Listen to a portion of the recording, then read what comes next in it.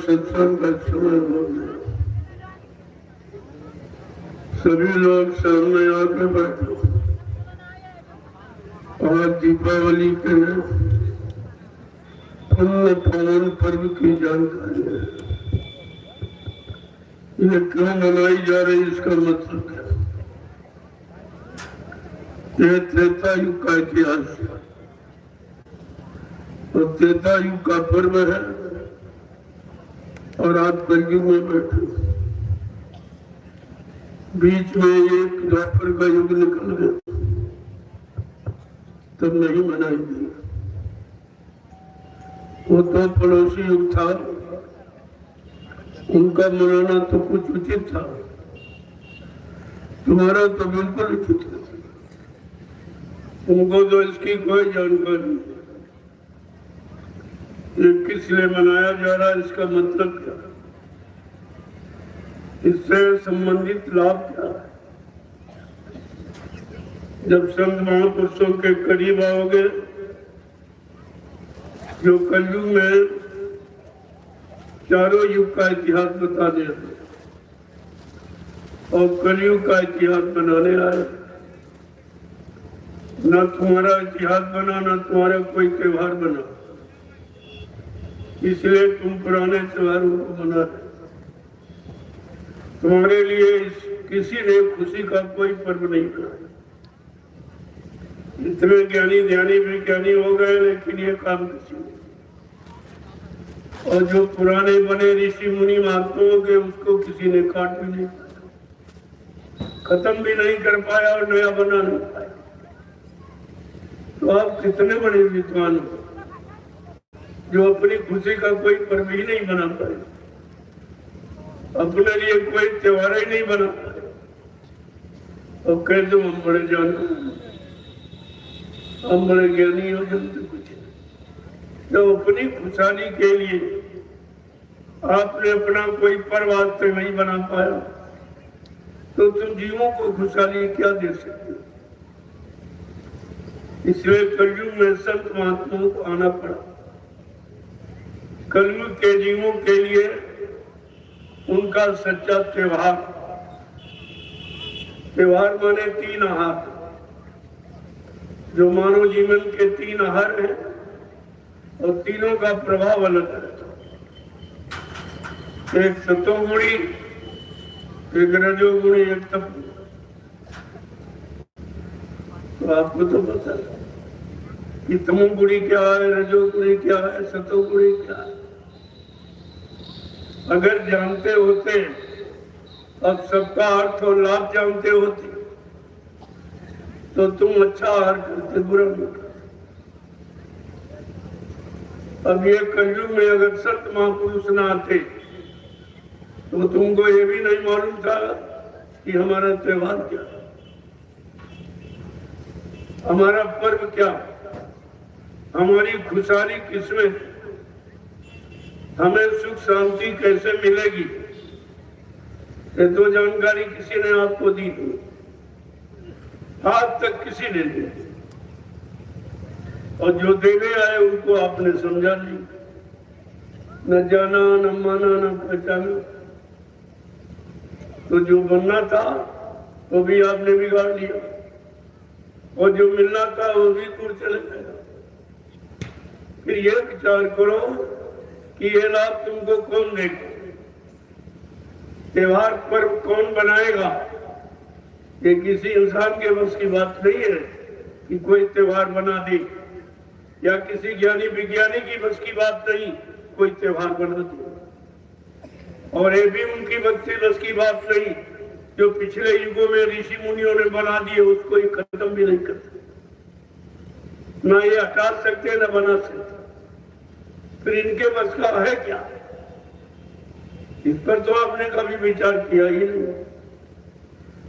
जब जीवों की खुशहाली के लिए कोई त्योहार नहीं बना पाए, कोई सच्चा रास्ता नहीं बना पाए, सच्ची सुख शांति के लिए घर गृहस्थी परिवार में कोई भूमिका कोई योजना नहीं बना पाए तो इन्होंने किया क्या? इस पर तो विचार आपको करना ही चाहिए। इसलिए महापुरुषों ने आके जानकारी दी। संतों ने क्या कहा? गिरी बदरिया पाप की बरस रहे अंगार, संत न आते जगत में तो जर मरता संसार। ये सारा संसार में जीवात्माओं को जन्म मरण से कोई छुटकारा नहीं दिला सकता था।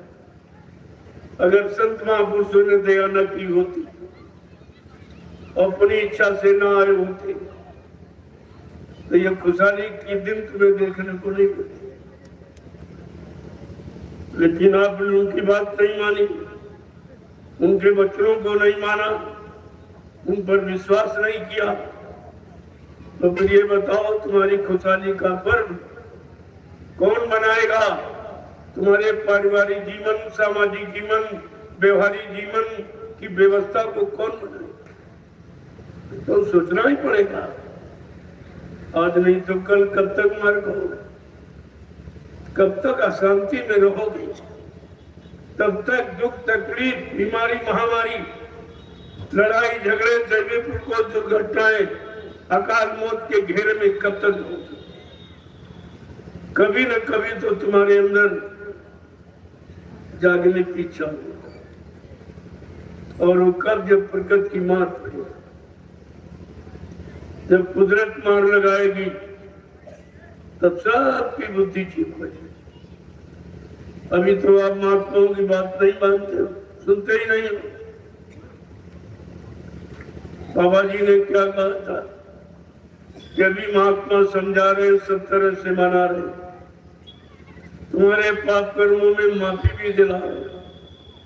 अगर तुमने उनकी बात न मानी, उनके वचनों पर विश्वास न किया, तो पीछे कुदरत खड़ी है, अपने एक डंडे लपड़ थप्पड़ में 20 करोड़ का वारा सेकंडों में कर दी।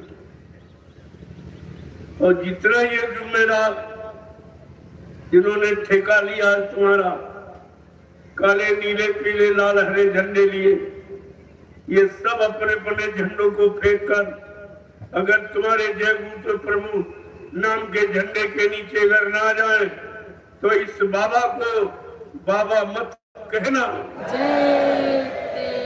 ये कितनी बड़ी बात है प्रेमियों, कितना बड़ा चैलेंज है, कितनी बड़ी प्रतिज्ञा। लेकिन ये जीव बेचारा इतना परेशान है, इतना दुखी है, इतना निर्भीक है, ये अच्छी सच्ची बात इतनी समझ में आती है। एक तो कोई सच्चाई अच्छाई बताने वाला नहीं है, और बताने के लिए महापुरुष आए तो आपने उनकी सुनी नहीं, न मानी, न आपने उन पर विश्वास किया। तो आज ये दीपावली का पर्व सारे हिंदुस्तान में क्यों मनाया? ये तमाम चिराग जलाने का क्या मतलब? 365 दिन होते हैं, 364 दिन आप एक चिराग जला के काम निकालते हैं, और एक दिन ये सैकड़ों चिराग, क्या मतलब? इसका मतलब क्या? ये खर्चा बढ़ा दिया और उसका अर्थ कुछ नहीं तुम्हारी समझ में आया कि 3 साल के 364 दिन एक चिराग से काम चल गया, आज ये सैकड़ों चिराग क्यों जलाया जा रहा है? क्या मतलब इसका? ये अखंड प्रकाश का प्रतीक है। ये अखंड प्रकाश क्या है, उसको जानने के लिए ये पर्व रखा गया था, क्योंकि ये आत्मा अखंड प्रकाश देश की, अखंड सुखानंद देश की, वहां की ये रहने वाली है। ये परिचय दिया जा रहा कि जब तक इसको अखंड प्रकाश नहीं मिलेगा, अपने देश नहीं पहुंचेगी, तब तक इसका पर्व नहीं होगा। कहा वो त्योहार कहाँ है? सदा दिवाली संत घर हरदम रहे त्योहार, संत दिवाली करत है सत्य लोग की मां। उनकी सच्ची दीवारी सतलोक सचखंड अनामी धाम में है, जहां प्रकाश की कोई बात नहीं, कोई जरूरत नहीं। न चाहिए घर दिया और बाती। वैसा देश है जहां पर परम प्रकाश रूप दिन रात 24 घंटे कभी नहीं बुझता, कभी प्रकाश कम नहीं होता। यहाँ सूरज निकलता छिप जाता, चांद निकलता छिप जाता। आप जो प्रकाश चलाते हो बुझा देते हो, लेकिन वो प्रकाश कैसा है? परम प्रकाश रूप दिन राती, न चाहिए घर दिया और बाती। वहां ये बुझने वाले दिया बाती चिराग की जरूरत नहीं पड़ती। ऐसा वो अखंड प्रकाश है, अनवरत 24 घंटे बराबर एक रस रहता है। उस देश की रहने वाली तुम्हारी जीवात्मा है। ये बताने के लिए ये प्रमाण दिया संतों ने, जो अखंड देश की, जहाँ अखंड प्रकाश है, उस प्रकाश की उपमाया कोई नहीं करती। तुम रात में करोड़ों चिराग जला दो, लेकिन एक सूरज के निकलते वो सब बेकार हो जाए। ऐसे सारे लोगों की जो सुंदरता, जो प्रकाश है, लेकिन सत्यलोक में जहाँ की जीवात्मा रहने वाली है, वहां का अखंड प्रकाश इन सबको धूमिल कर देगा, इन सबको बहुत पीछे फेंक दिया। ऐसे प्रकाश में चेतन देश के रहने वाली हमारी आपकी जीवात्मा है।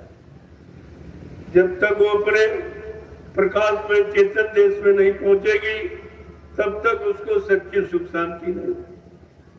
उसका आनंद यहाँ नहीं है, उसका यहाँ सुख शांति नहीं है। इसीलिए संत महापुरुष आए तो उन्होंने अपनी जीवात्मा को जगाने समझाने का ही काम किया। उन्होंने आपके लिए नहीं, आपके शरीर को मिलने वाला राजपाट, धन दौलत, मान सम्मान, अधिकार, पद पत्री, बाल बच्चों के लिए नहीं, अपनी जीवात्मा को जगाने के लिए। मेरी रूह, मेरी जीवात्मा जो काल ने भटका लिया और यहाँ कर्मों के जाल में फंसा लिया, मैं अपनी चेतन रूह सूरज जीवात्मा को जगा के ले जाऊंगा और उसको अखंड देश पहुंचा दूंगा। जब ये पहुंच जाएगी तो अपने में लय हो जाएगी, लेकिन पहुंचाने वाला होना चाहिए। जैसे उदाहरण के लिए कि गंगा की बूंद आप ले आओ और ये कहो ये गंगा की बूंद है। अगर कोई कह दे गंगा की बूंद है तो गंगा में चली जाती, लेकिन नहीं जा सकती। बूंद खुद नहीं जा सकती। हाँ, कोई गंगा का जानकार जो गंगा नहाने रोज जाता है, अगर उसके हाथ में पड़ जाए और वो जाके गंगा में डाल दे तो बूंद गंगा ही हो जाएगी, फिर उसका एक छोटा रूप खत्म हो जाएगा। ऐसे आज जीवात्मा मृत्युलोक में शरीरों में एक छोटा रूप है, लेकिन जिस दिन संत महापुरुषों के हाथ में पहुंच जाएगी और वो उसको सतलोक सचखंड अनामी धाम पहुंचा देंगे तो ये जीवात्मा परमात्मा ही हो जाएगी। स्वरूप इसका समाप्त हो जाएगा। प्रेमियों, बड़ा गहन विषय है। इसे गंभीरता से जब लोग है तब कुछ कुछ आपकी समझ में, ज्यादा तो नहीं, कुछ कुछ। अगर गौर ख्याल ध्यान से सुनोगे तो और फिर उसको जीवन में उतारो, वासनाओं भोगों से अलग हट अपने सच्चे मानवीय खान पान में आकर, ताकि तुम्हारी बुद्धि और चित्त और मन सब निर्मल हो, तब ये काम संभव है। ऐसे तो युक्ति तो आपको दे दी गई, लेकिन किसी ने कुछ नहीं कर पाया, क्योंकि इस समय कलयुग में क्रिया साध्य नहीं, कृपा साध्य। अगर कृपा हो जाए तो तुमको क्रिया की आवश्यकता ही नहीं। वो तो क्रिया इसलिए कराई जाती है कि जो तुमने अन्य क्रियाएं की जिससे कुछ मिला नहीं, तो धीरज से उनसे हटने के लिए आपको ये क्रिया दी कि सुमिरन करो, ध्यान करो, भजन करो। कथा वार्ता करते सुनते जीवन निकल गया, कुछ नहीं हुआ, तो आप सत्संग अगर चाहते हो, प्राप्त करना चाहते हो, कुछ मिल जाए तो सत्संग। अब कलयुग में कथा वार्ता नहीं, सत्संग मिला। और कहा अगर पाप कर्मों से मुक्ति चाहते हो तो दान है, व्रत है, हवन है, पूजा, इससे कुछ नहीं होता। तो आप क्या करो, परमार्थी सेवा। ये परमार्थी सेवा संतों ने अध्यात्म पाने के 3 स्तंभ बनाए, सत्संग करो, सेवा करो और भजन। चौथा रास्ता संजय। ये 4 सूत्री कार्यक्रम है कलयुग में। देने को अन्नदान, करने को दीनता, डूबने को अभिमान, ये चीजें। इस समय केवल अन्न यानी रोटी आप खिला सकते, वो भी अगर रोटी खाकर भजन करता तो रोटी खिलाने का लाभ आपको मिलेगा। अगर भजन नहीं करता है, दुनियावी सांसारिक बुरे कर्म करता है, तो आपको अपराध लगेगा, उसके भागीदार आप भी बनोगे। एक सेठ जी थे, उनका दान देने का बड़ा स्वभाव था। धीरे धीरे दान देते देते जब सब कुछ दान में दिया, उनके पास सिर्फ 100 रुपए बचे। तो एक मछली मारने वाला एक आया, उसने भेष बना लिया, ब्राह्मण का भेष बना, महाराज मैं बहुत गरीब हूँ, मुझको दे दीजिए। उनके पास 100 रुपए बचे, तो उसको वो था मछुआरा, मछली मारने वाला, वो ले गया 100 रुपए जाल खरीदा और हजारों मछलियां रोज बन। जब सेठ जी का सब कुछ खत्म हो गया तो उनकी पत्नी ने कहा ऐसा करो, कुछ पुण्य बेच लो तो घर गृहस्थी का काम चले, तो कुछ नहीं रहा। तो तब काशी में दरबार लगता था, वहां पुण्य कर्मों का हिसाब किताब रहता था। तो वो वहां पहुंचे, तो रास्ते में जलपान के लिए उसने 4-5 लड्डू बनाए और सेठ जी चले। तो मैं पैदल यात्रा थी, तो मतलब चले जा रहे थे, तो जंगल में एक कुआं देखा, तो कहा हो ना हो जलपान ही कर ले। कुआं को देख कर तो जैसे पोटली खोली तो बैठ गए, तो तब तक एक कुटिया आ गई अपने 5 बच्चों के साथ। अब सेठ जी का स्वभाव तो दान का था ही, उन्होंने देखा कि हमसे ज्यादा जरूरत इस कुतिया को, इसके 5 बच्चे, तो उन्होंने सारे लड्डू उस कुतिया को खिलाए। फिर बेचारे पका करके चले। जब पहुंचे दरबार में तो मुनीम से कहा रे भाई मेरा धर्म का खाता देखिए, पुण्य का। तो उसने कुछ देने नहीं। बड़ी देर के बाद सेठ जी ने कहा रे भाई मेरा पुण्य दान का खाता देखिए। तो वो कह रहा तुम्हारा कोई पुण्य दान नहीं। अब वो बेचारे बड़े से बोझ पड़ गए कि मैंने सारी सल्तनत दान में दे डाली, तो ये कह रहा तुम्हारा यहाँ खाता नहीं खुला। तो कहा सेठ जी ने जरा ढंग से देखो, मैंने सारी संपत्ति दान में दे डाली और तुम कहते हो तुम्हारा यहाँ खाता नहीं खुला। तो मुनीम कह रहा हाँ दी तो दिया तो तुमने, लेकिन आंख बंद करके दान दिया। का क्या मतलब? कहा जब आखिर में तुम्हारे पास 100 रुपए बचे, एक मछुआरा भेष बदल के आया तो तुम्हारी आंखों ने पहचान नहीं पाया, और तुमने उसको 100 रुपए दान में दे दी।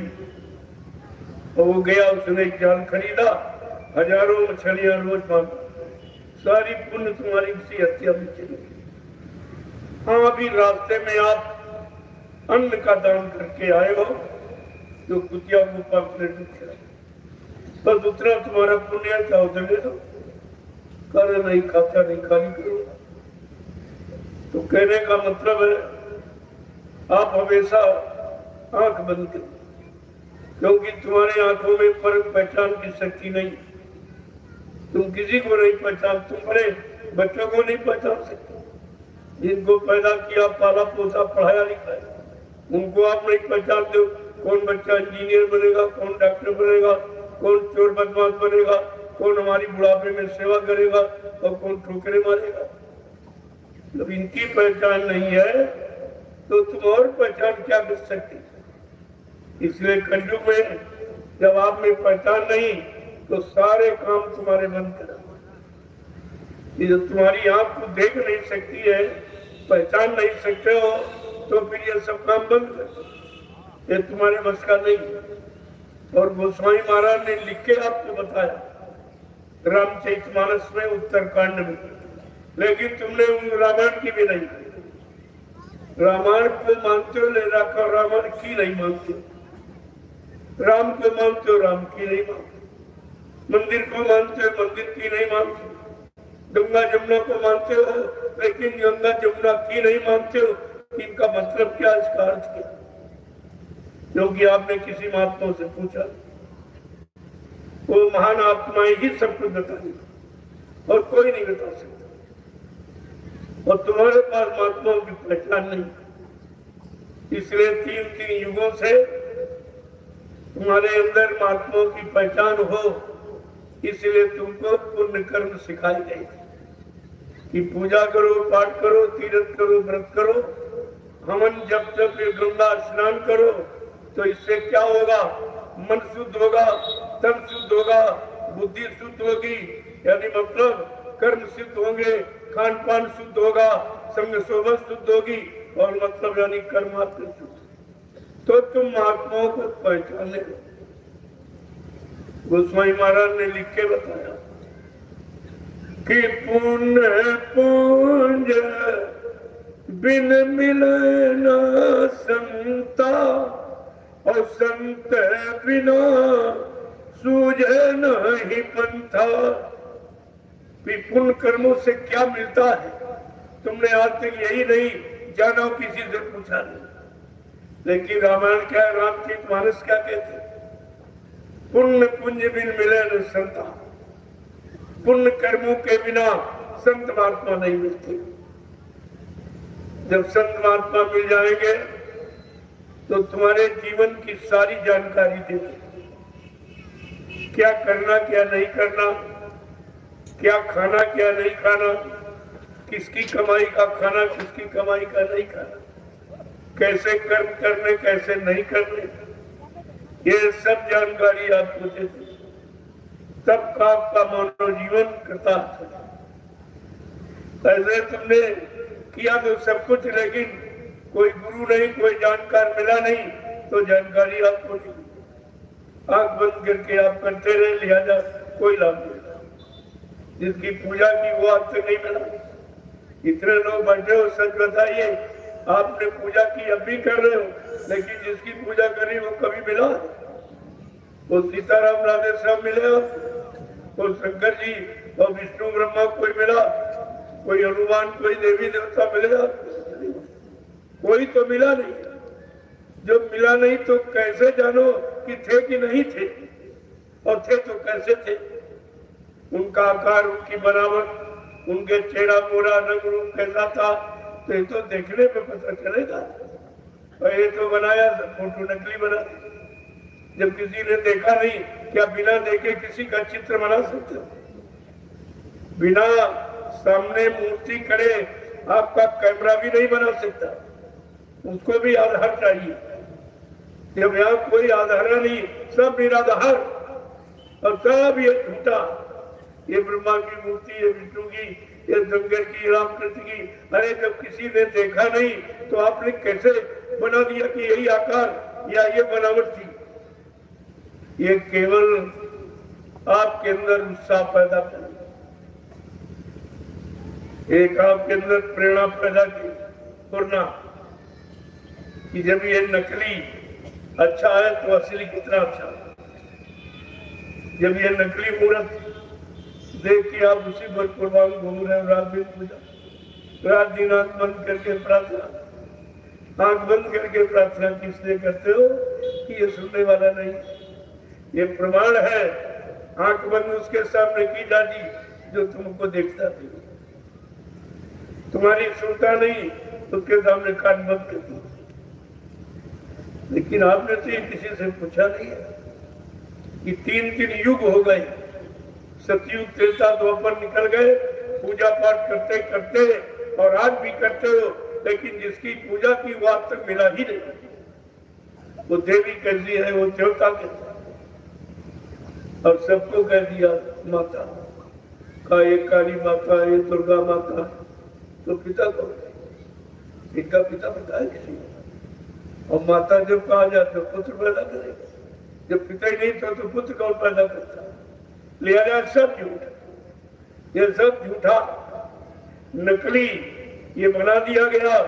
किसी तरह आप लोग टिके रहो, अच्छे काम में लगे रहो, बुरे काम में न जाओ, बुरे खान पान में न जाओ, बुरी संगत में न जाओ, बुरे कर्मों में जाओ, इसलिए क्योंकि आगे कलयुग आ रहा और संत महापुरुष आएंगे जीवात्मा को जगाने के। जब तुम पाक साफ निर्मल मिलोगे तो तुम्हारी जीवात्मा को बहुत जल्दी जगा के घर पहुंचा। लेकिन आपने तो किसी भी की बात मानी, पूजा भी करते रहे, शराब भी पीते रहे, झूठ बोलते रहे, व्यभिचार करते रहे, चोरी करते रहे, छीना झपटी यानी बेईमानी, सब आप। तो पूजा का मतलब क्या?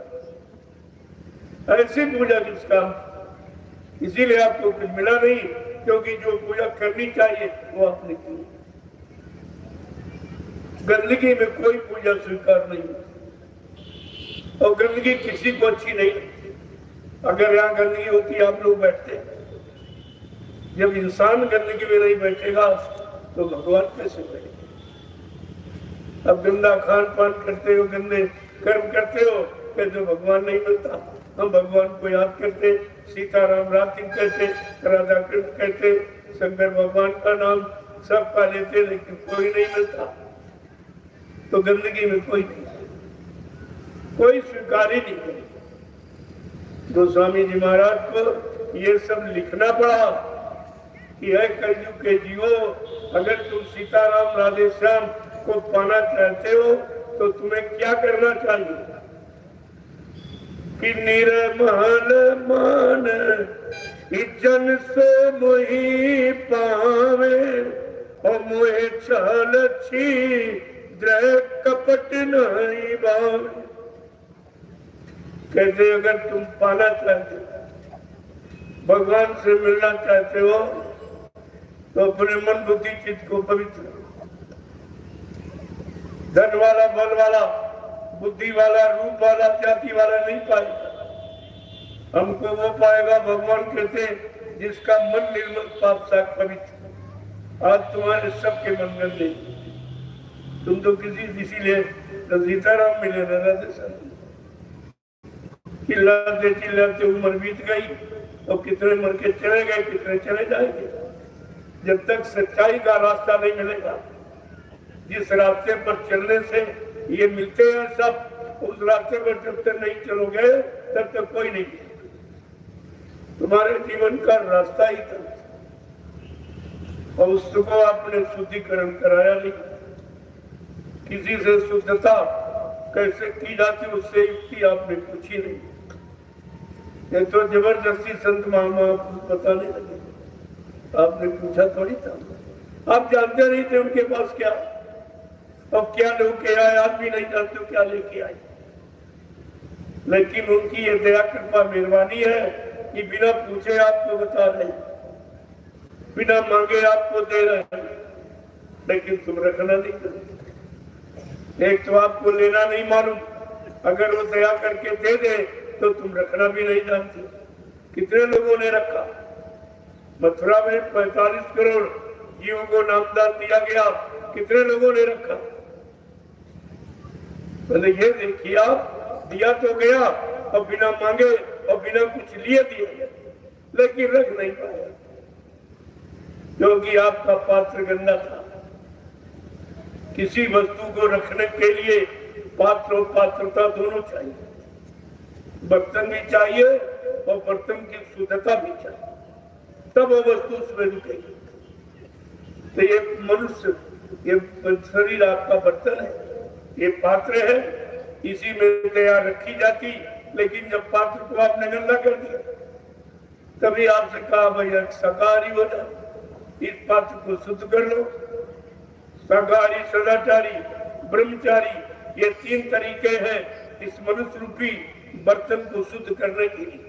और तुम्हारे पास पहले तरीका नहीं, तुम शाकाहारी नहीं रह पाए, तो सदाचारी ब्रह्मचारी बनने का प्रश्न ही आपका नहीं, तो फिर कोई चीज रुकी भी नहीं।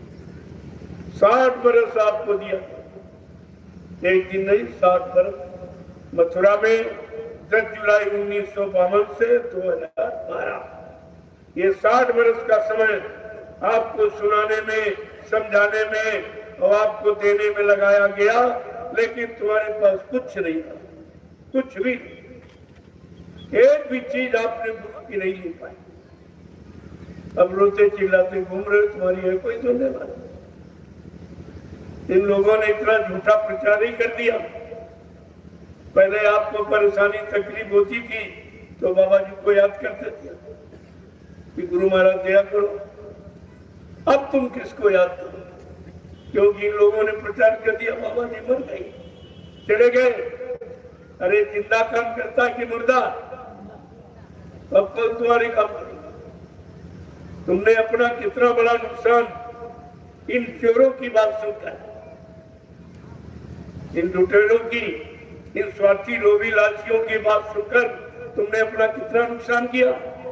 क्या भगवान ने तुमको बुद्धि नहीं दी थी?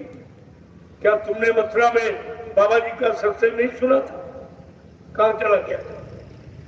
जब तुम सब भूल गए, उन्होंने उसका फायदा उठा लिया और आज भी उसी का फायदा उठा रहे। अगर तुम गुरु वचनों को याद रखते तो मैं दावे के साथ कहता हूं, तुमको इस दुनिया में कोई भी ठगने वाला, बहकाने वाला नहीं था जो गुरु से हटा देता। लेकिन तुम्हारे बात कोई बचे नहीं, और अब भी तुम्हारी समझ में नहीं आ। ये दोबारा आपको एक बार फिर मौका दे रहा, ये दोबारा मौका आपको मिल रहा।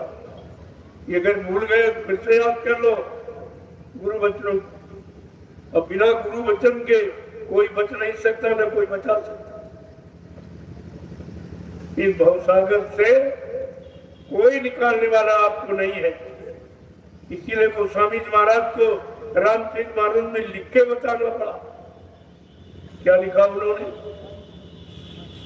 कि गुरु बीन भावा निधि तरह न कोई, और जो बीरांची इस शंकर सम होई। कितना साफ साफ कह रहे, कितना कोई धनवान बलवान बुद्धिमान बन जाए ब्रह्मा विष्णु महादेव के समान, लेकिन ये भवसागर बगैर समय के सदगुरु के कोई पार नहीं ले जा सकता। और वो सदगुरु जो साथ में नाम जहाज ले आया, तभी तो बिठा के आपको ले जाए। जिनके पास गए उनके पास नाम जहाज है। ये भी नहीं पूछा आपने कि हमारी जीवात्मा का कल्याण तुम करोगे? तुम कर सकते हो? तुम्हारे किसी के पास नाम जहाज है, और बाबा जी ने तो कहा था मैं इतना बड़ा जय गुरुदेव नाम का जहाज लेके आया हूँ, अगर सारा विश्व मेरे जय गुरुदेव नाम जहाज पर सवार हो जाए तो मेरे जहाज का एक कोना ही भरेगा। इतना बड़ा। तो तुमने ये भी नहीं विचार किया क्या जहाज खाली लौट गया? क्या खाली लौटा के लिए? तो बिलाए क्यों थे? लगाया क्यों था? प्रचार क्यों कराया कि भवसागर भरमो नहीं, ये प्रताप हमार, और निश्चय करके मान ले तो तुरंत उतारू पर। केवल मान ले, जान ले, पहचान ले, मैं तुझको तुरंत भवसागर के पार कर दूंगा। ये किसी ने नहीं कहा, ऐसा वादा करने वालों को भी आपने नहीं पहचाना और आज भी तुम्हारी समझ में नहीं आ रही। तुम्हारी बुद्धि काल के हवाले हो गई। तुमने काल की शरण फिर पकड़ दी। वही सामान, वही पद, वही रुपया पैसा सेवा तो काल का सामान है। काल का सामान लेने वाले काल के जीव और उन्हीं के पीछे तुम दौड़ रहे हो। तो काल का जीव तो नरकों में जाएगा, उनके साथ तुम भी चले जाओगे ना। तुमने भी कोई विचार किया नहीं आता कि हमें क्या करना चाहिए, किसकी सुनना चाहिए, किसकी नहीं।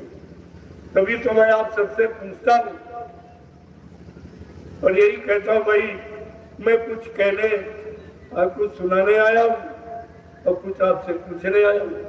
इसके अलावा मैं कुछ नहीं कहता।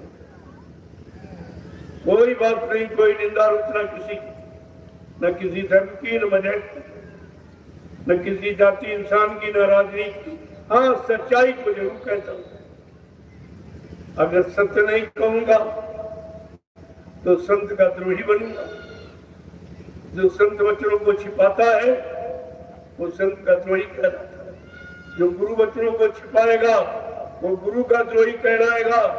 जिससे धर्म की स्थापना होती, संत महापुरुषों की भूमिका व्यवस्था को जो छिपाएगा वो धर्म का द्रोही कहलाएगा। प्रेमियों, आज कलयुग में 3 द्रोह हैं और तुम तीनों द्रोह में फंसे।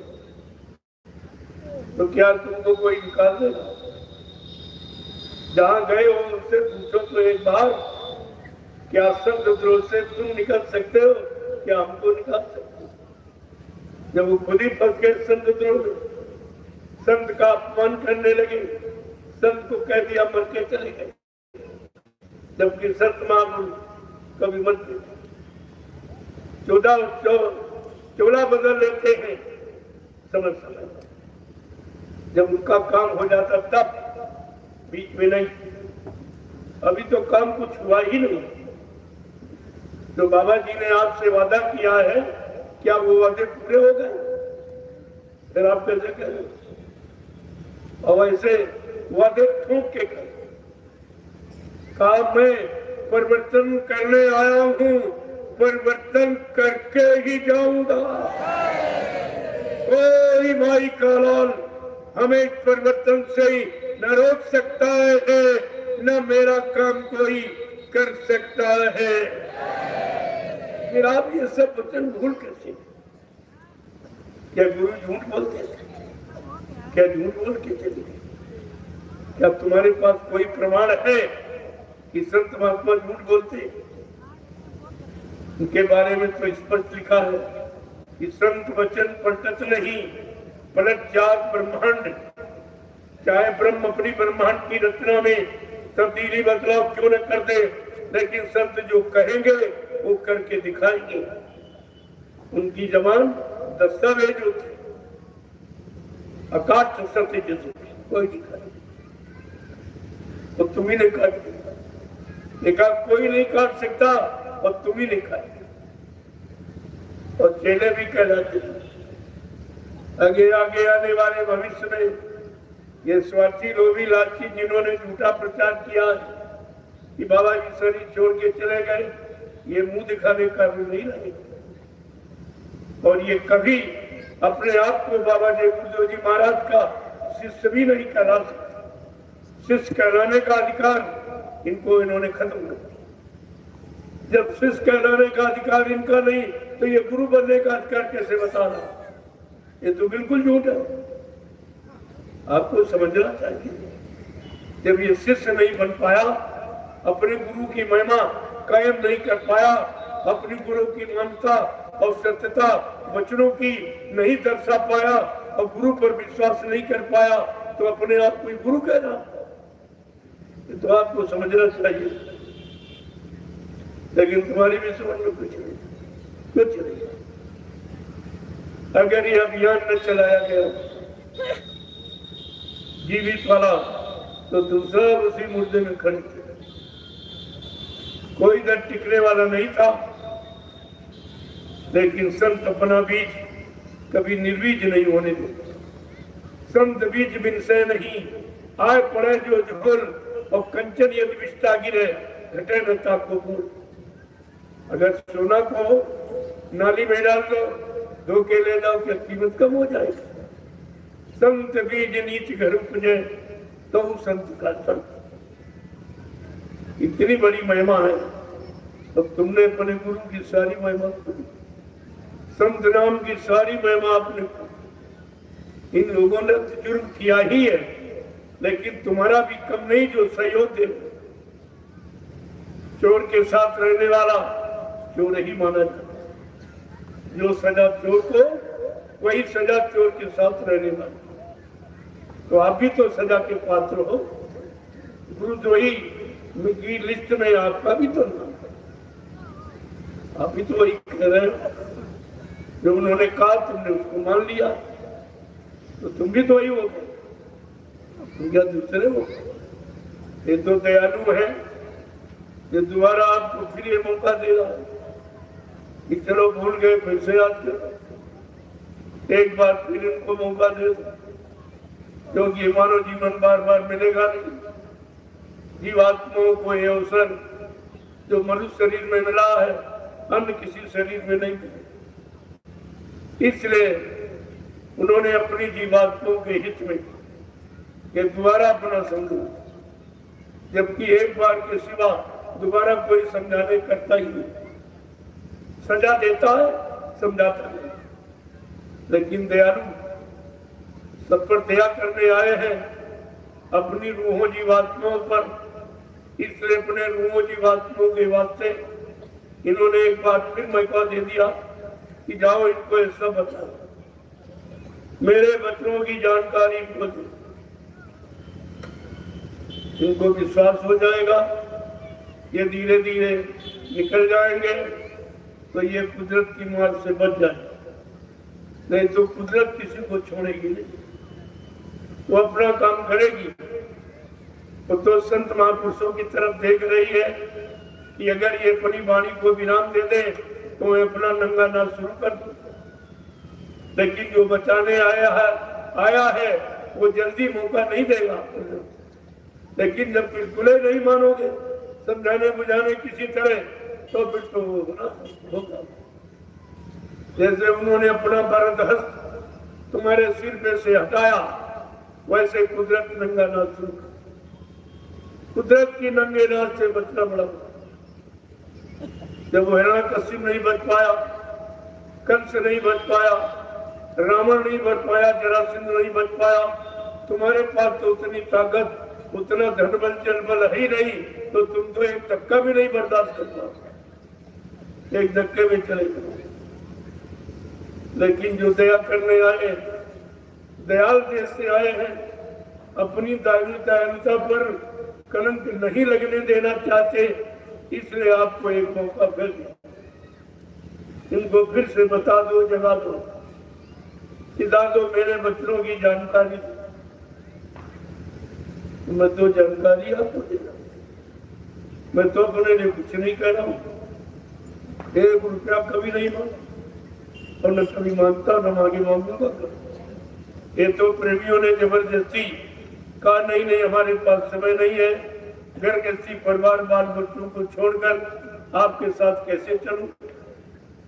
तो हमारा ये कुछ सारी कमाई ले लो और किसी अच्छे काम में लगा देना, तो हमको कोई लाभ मिल जाएगा। हमने कहा अगर ऐसी कोई धारणा, ऐसी इच्छा है, तो चलो मैं तुम्हारा धन नैमिषारण्य में लगा दूंगा।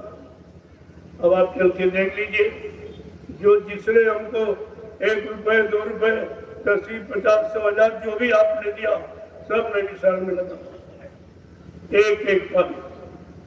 क्योंकि मेरे पास तो कोई खर्चा नहीं, मेरे कोई बीवी बच्चा है नहीं कि जिसके लिए मैं आपसे झूठ बोलूंगा या मैं संचय करूंगा, न मेरा कोई बैंक बैलेंस खाता है।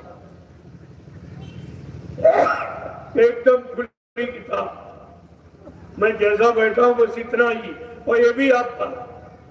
ये कपड़े आप लोगों ने दिए जो पहले, ये भी मेरे पास तो कुछ नहीं, मेरे पास सिर्फ मेरी लंगोटी और मेरे पास कुछ, और ये सब आपका है। 1 रोटी दोपहर एक शाम, कभी कभी एक ही बात होती, बस 2 रोटी का खर्चा है, तो हम तुम्हारा रुपया पैसा सामान लेके क्या करेंगे? लेकिन आप कहते नहीं नहीं, हमारा अच्छी जगह लगा दी कि हमारे पास समय नहीं। तुमने अगर ऐसी तुम्हारी कोई श्रद्धा, कोई सेवा भाव है तो मैं नहीं समझूंगा। आप देख लीजिए, जब 4 वर्षों में 3 आश्रम, और मथुरा में एक आश्रम वो 45 करोड़ प्रेमियों के द्वारा बना था, इसके अलावा तो कुछ हुआ नहीं। तो सेवाएं कहाँ जा रही हैं?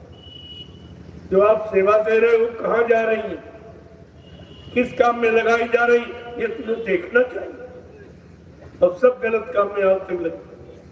जो आपने मथुरा में 10 जुलाई 1952 से 2012 जो प्रेमियों ने 60 साल सेवाएं दी, इन दोनों ने बंदर बांट कर दिया, आपस में बांट दी सब, और सब बुरे काम में कर, केवल गुरु की सच्चाई छिपाने में, गुरु की मौत छिपाने में, कि किसी तरह छिप जाए कि मतलब गुरु जी जिंदा नहीं, मर गए तो हमारा गांव चल जाए। लेकिन हम तो तुम्हारे पीछे ही खड़े, तुम बक्के कहाँ जाओगे? कहाँ तुम बक्के जाओगे? मैं भागने दूंगा? मैं तो तुम्हारे पीछे खड़ा हूँ और चैलेंज के साथ कह रहा हूँ कि गुरु उसी शरीर में जीवित है, ये आधार हमारा है। जो कहते गुरु चले गए, ये दुर्भाग्य तुम्हारा है, ये तुम्हारा दुर्भाग्य। ये तुम्हें बराबर मैंने शुरुआत की इसी आधार, और आज भी कह रहा हूँ, और ये सब तुम्हारे सामने होगा। कि दिन संत सूरत तुम्हारे सामने आके खड़ा हो जाएगा, तो जाते तो कहीं नहीं, न कहीं गए। आपके आंखों पे पर्दा है, कानों पे पर्दा है, बुद्धि में पर्दा। जिस दिन ये पर्दा, शंका, संदेह, भूल भ्रम का हट जाएगा और संत सूरत तुम्हारे सामने आके खड़ा हो जाएगा, तो मैं आपसे ये पूछता हूँ, ये उल्लू चमगादड़ कहाँ छिपेंगे? ये कहाँ जाएंगे? इनको कई जगह मिलेगी? उन संत सूरत के निकलते ही ये कहाँ छिपेंगे? तब इनको पता चलेगा कि हमने क्या किया, अपनी कर्मी का फल था। क्योंकि मैंने बीच में मौका भी आपको इनको दिया, मैं सबको बताता हूँ, हमारे पास कोई भेदभाव नहीं है। हम सब एक ही परिवार, एक ही गुरु के शिष्य हो, एक ही पाठशाला में रहे हो और एक ही गुरु परिवार में हो, तो भी झगड़ा किस बात? ये झगड़ा क्यों कर रहे? ये जगह जगह सत्संग क्यों बंद करा रहे, या क्या चिंता इनको? सत्संग सुनवाना चाहिए कि बंद कराना चाहिए? अरे सत्संग तो कराना चाहिए, क्योंकि सत्संग गुरु का है, किसी आदमी इंसान का है नहीं। तो गुरु के सत्संग को बंद कराना ये गुरु का सीधा विरोध है, ये गुरु के विरोधी है, और आप उन्हीं के साथी हो। तो इनसे कहो भाई ये बंद क्यों करा, सुनो क्या कहते हैं। मैं तो तुम्हारा नहीं बंद कराता हूँ, तुम भी कहिए एक आध सामने तुम लगा दो, सामने मैं बोलूँ, अभी पता चल जाएगा। अगर तुम्हारे पास सत्यता सामने क्यों नहीं आती, सामने आइए। मैं चैलेंज के साथ कहता हूँ कि तुम्हारा बोलना बंद कर दूंगा, तुम दिखाई नहीं देगा, कहाँ से नहीं गए। फिर भी झूठ में कितनी दम होती है, चोर में कितनी दम, पैर पर पड़ा तो भाग जाएगा, ठीक नहीं सकता। इसलिए सब जानकारी आपको रखनी चाहिए, और इतने खुले मन से कोई कह नहीं सकता, और किसी ने नहीं कहा। 45 करोड़ में कोई ऐसा निकला जिसने अपने गुरु की मर्यादा को, यानी उनकी वचनों की सत्यता को, उनके वादों को, यानी मंच पर खड़े होकर खुलेआम कहा हो, ऐसा कोई नहीं निकला। तो मुझे कहना पड़ा, सच्चाई को उजागर करना पड़ा, नहीं तो गुरु की महिमा और संत की महिमा और सदगुरु की महिमा ये भारत देश से खत्म हो जाए, कोई नहीं मानेगा। अगर संत झूठा हो गया तो फिर सत्य कौन बोलेगा? इनको ये भी नहीं शर्म आई कि हम अपने गुरु को झूठ बोलने वाला बता रहे कि गुरु जी झूठ बोल गए, कहा था कलजू भगाऊंगा सज्जू लाऊंगा, न कलजू गया न सज्जू भगा, और गुरु भग गए। ये कैसी विडंबना, कितना झूठ बोलोगे। अरे कुछ तो शर्म खाओ अपने गुरु की, इतना झूठ, गुरु को बदनाम करते और तुम लोग अपने गुरु का अपमान सुनते रहे। इससे बड़ा अपमान क्या है? अगर कह दे ये मरना शब्द कौन प्रयोग करता? दुश्मन कहता तेरा बाप मर जा, तेरा भाई मर जा, तेरा बेटा मर जा, तेरा पति मर जा, ये मर जाना शब्द वो प्रयोग। और जिन्होंने तुम्हारे गुरु को मरना शब्द प्रयोग किया कि बाबा जी मर गए अब कभी नहीं आएंगे, वो तुम्हारे मित्र हैं, वो तुम्हारे सत्संगी हैं, वो गुरु भाई है कि तुम्हारे गुरु द्रोही है, इतना भी नहीं समझ पाए। तुम्हारी बुद्धि ने बिल्कुल काम नहीं किया। अब तुम सरेआम अपनी आंखों से देख रहे हो और कानों से ये गुरु का अपमान सुन रहे हो, तुम्हें कितनी बड़ी सजा मिलेगी। जरा धर्मशास्त्रों के पन्ने खोल के पढ़िए, क्या लिखा है? गुरु निंदा सुने जो काना, पाप लगे गौ घास समाना। जो गुरु की निंदा अपने कानों से सुनता है उसको गौ हत्या के बराबर पाप लगता है। इस पाप के तुम सब लोग भागीदार हो और अब भी कर रहे हो। अब कहने पर भी नहीं बंद कर रहे तो इसी माफी तो आपको नहीं मिलेगा। कहने पर भी नहीं मान रहे, बंद करें। अभी जो रखा वो ऐतिहासिक भूमि है जहां पर बाबा जी ने 10, 11, 12 सितंबर 1987 ग्राम देवलखा, तहसील केसरगंज, जिला बहराइच, उत्तर प्रदेश में भूमि ज्योतक खेतिहर का संगठन की आधारशिला। मैं उस आधारशिला को बताने के लिए, उसकी महिमा बताने के लिए और बाबा जी ने आधारशिला रखकर क्या संकल्प किया, ये गुरु के संकल्प को बताने के लिए मैं वहां गया। तो वहां क्या किया? वो अपने आप को सत्संगी थे, मैं तो सत्संगी नहीं कहूंगा। उन्होंने लाखों रुपए प्रेमियों से सेवा लेकर और अधिकारियों को देकर मेरा कार्यक्रम निरस्त किया। बताओ ये सत्संगी? अरे दुनियादार वाले कह रहे तो ठीक, ये सत्संगी है, इन्हें सत्संगी मानोगे? सत्संगी का मतलब जो सत्संग करे और कराए और लोगों को बुला के ले आए और सुने और सुनाए, उसको कहते हैं सत्संगी। ये तो सत्संगी नहीं, जिनकी बात आप मानते। लेकिन मैंने थोड़ा हटके बगल में कार्यक्रम कर दिया। क्या मतलब निकला? यानी संगत की सेवा जो लगनी चाहिए सत्संग सुनाने में खर्च करना चाहिए, वो सत्संग बंद कराने में खर्च कर रहे हैं। इनको सत्संग नहीं मान रहे। ये कितने बड़े गुनहगार हैं, कितने बड़े दोषी हैं। संगत को आगे बढ़ने में इनका रोकने का कितना बड़ा हाथ हो रहा, इसको आप पहले समझिए। बाबा जी ने क्या कहा था? जो पुराने प्रेमी वो ध्यान से सुने। 1971 में बाबा जी ने कहा था, बच्चा बड़े बड़ी मेहनत परिश्रम से संघर्ष से ये बगीचा लगा के तैयार। तुम मेरे बगीचे का एक भी पेड़ न हटने देना न कटने देना, ये तुम्हारा परम कर्तव्य है। मेरे बच्चों को सबके कान तक सुनाते ही रहना जब तक सतयुग ना हो जाए। मैं तो आदेश का पालन कर रहा हूँ, तब तो उसमें वादा कर रहा हूँ। तो सजा पाने की अधिकारी तो बनेगी और कार्यक्रम हो गया।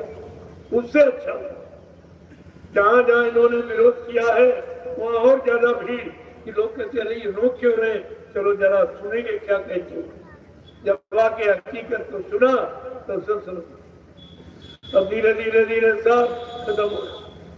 इतनी तेजी से प्रेमी आ रहा, मैंने ये देख करके अब तो हमारा गुरु परिवार संगठित हो रहा, अब इनको जगह चाहिए। तब मैंने 3 आश्रमों का निर्माण किया।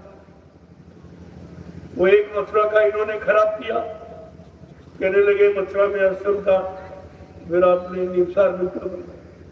हमने कहा नहीं, निसार में किसने बनवाया? पहली बार ऐसी कहीं भूमि नहीं है जहाँ 88,000 ऋषियों की संख्या में बैठ के तपस्या। विश्व में कोई जगह ऐसी नहीं जहां इतने ऋषि मुनियों ने तपस्या की। दूसरी बात, 1997 में बाबा जी ने गुरु पूर्णिमा का कार्यक्रम किया 10 जुलाई से 23 जुलाई। पुराना प्रेमी कोई बैठा होगा, उसको अगर याद होगा कि बाबा जी ने आखिरी दिन क्या कहा कि बच्चा, ये 88,000 ऋषियों की तपोभूमि है, यहीं से सतयुग के अंकुरण निकलेंगे। प्रेमियों, सतयुग के अंकुरण क्या आसमान में निकले? मथुरा में तो कभी नहीं कहा कि सतयुग के अंकुरण यहाँ निकलेंगे। अयोध्या में कभी नहीं कहा यहाँ से सतयुग का आगमन होगा।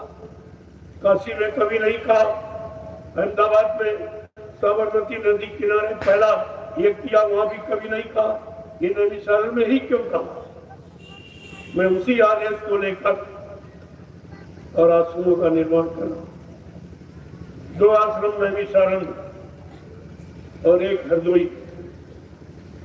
क्योंकि हरदोई की संगत का महत्व मुझे मालूम, कि किसी को नहीं मालूम, हरदोई की संगत को भी नहीं मालूम कि जिस संगत के बारे में बाबा जी ने ये कहा हो, मेरी प्यारी प्यारी हरदोई, एक छोटा शब्द है, लेकिन इन्होंने सब जो एक भी आदमी नहीं गुरु की तरफ,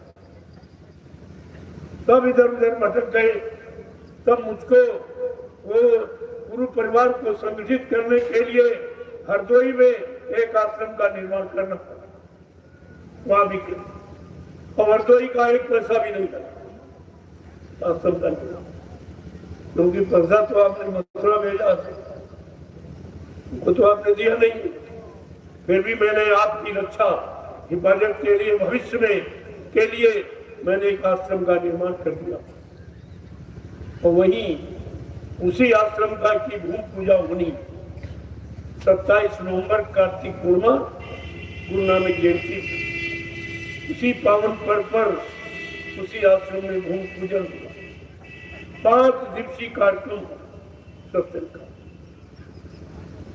ताकि प्रेमियों को जानकारी हो जाए और हरदोई की संगत जागे कि तुम सो गए हो, बहे गए, भटक गए, जहाँ तुमने सेवा दी वहाँ किसी ने 1 इंच जमीन खरीद कर संगत के लिए या गुरु के नाम का कोई चिन्ह नहीं बनाया। आज तक कुछ नहीं कि प्रेमी आएंगे कहाँ बैठेंगे, सत्संग बैठ के कहाँ करोगे, सुमरन ज्ञान भजन कहाँ करेंगे सामूहिक। मैंने आपके लिए, मेरे में कोई भेदभाव होता तो मैंने माफ न करता, क्या, लेकिन धीरे धीरे देखते जाइए, हर जिले में, हर प्रांत में, हर तहसील में, हर ब्लॉक में, हर न्याय पंचायत में एक एक आश्रम की जरूरत है। ये हमारी दूरदर्शी व्यवस्था की योजना, आगे दूरदर्शी व्यवस्था आ रही।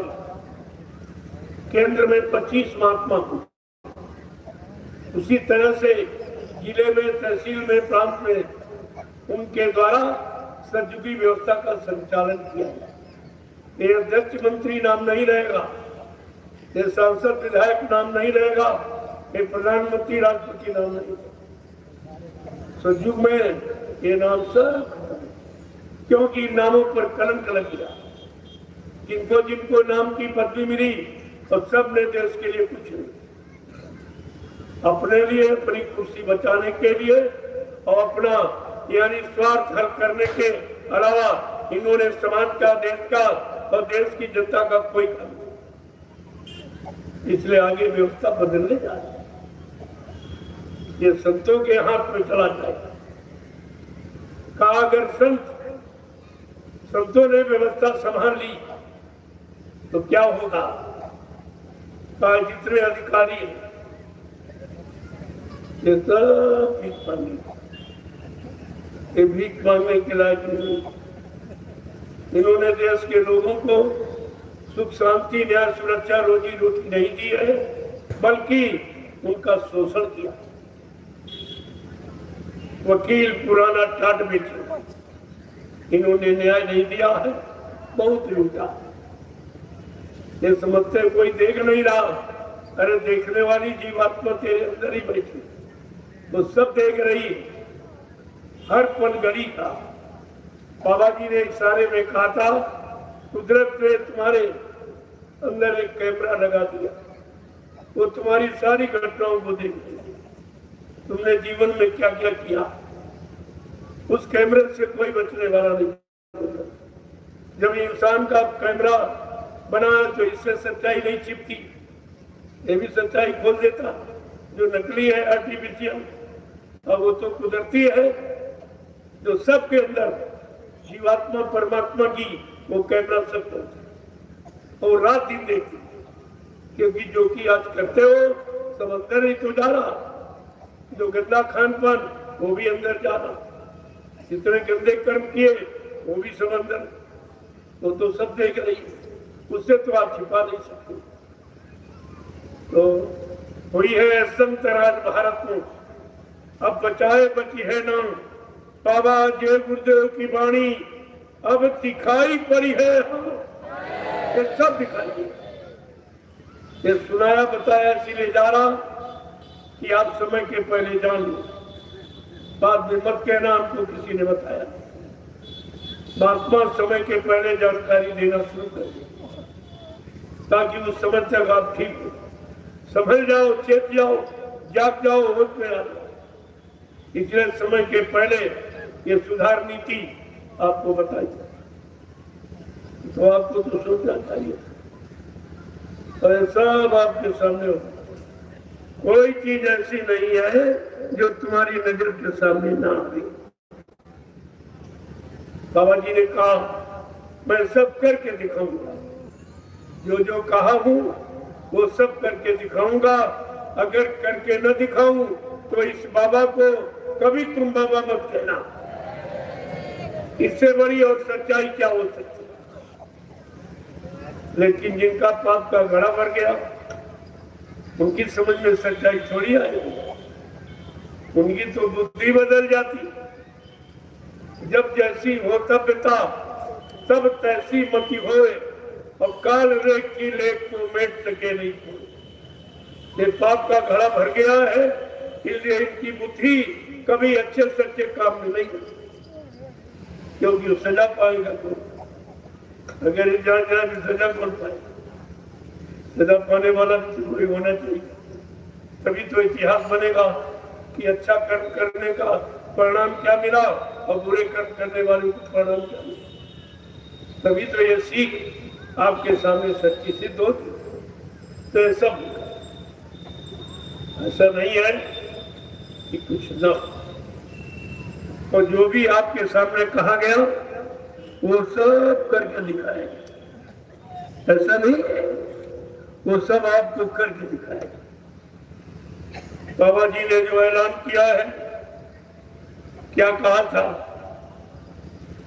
कि बदली हिंदुस्तान तो बदली जाए दुनिया, बदली हिंदुस्तान तो बदली जाए दुनिया।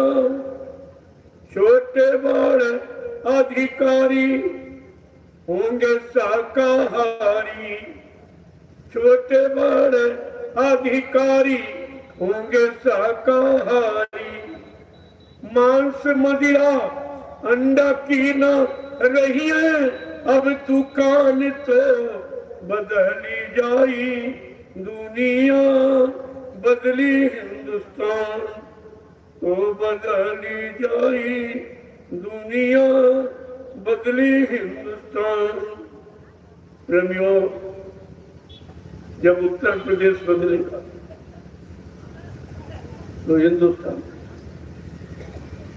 भारत, क्योंकि उत्तराखंड ये ऋषि मुनियों की भूमि, ये अवतारिक शक्तियों की भूमि। भगवान पर भी उत्तर प्रदेश में ही जन्म लिया, ये भूमि उसको भी चाहिए, और उसी भूमि पर आपको जन्म मिला। चलो अपने लिए नहीं अच्छा कर पाओ, लेकिन भगवान की मर्यादा कायम करने के कुछ अच्छा कर लो। उनकी तो छवि न धूमिल करो, उनका तो अपमान न होने दो। तब तो आपकी पूजा स्वीकार होगी, लेकिन कुछ सब नहीं। आपने बिल्कुल बदला। जब ऐसा वक्त समय आ जाता है तब कोई किसी का न तुम्हारी कोई मदद कर सकता है। आवाज आपके सामने है। बड़े बड़े साफ शब्दों में महापुरुषों ने इशारा करके कहा, इस युग की बदलती दुनिया में, इस युग की बदलती दुनिया में इंसान तुम्हारा क्या होगा। इस युग की बदलती दुनिया में इंसान तुम्हारा क्या होगा। जब छाया रहेगा चारों तरफ तो राम तुम्हारा क्या होगा।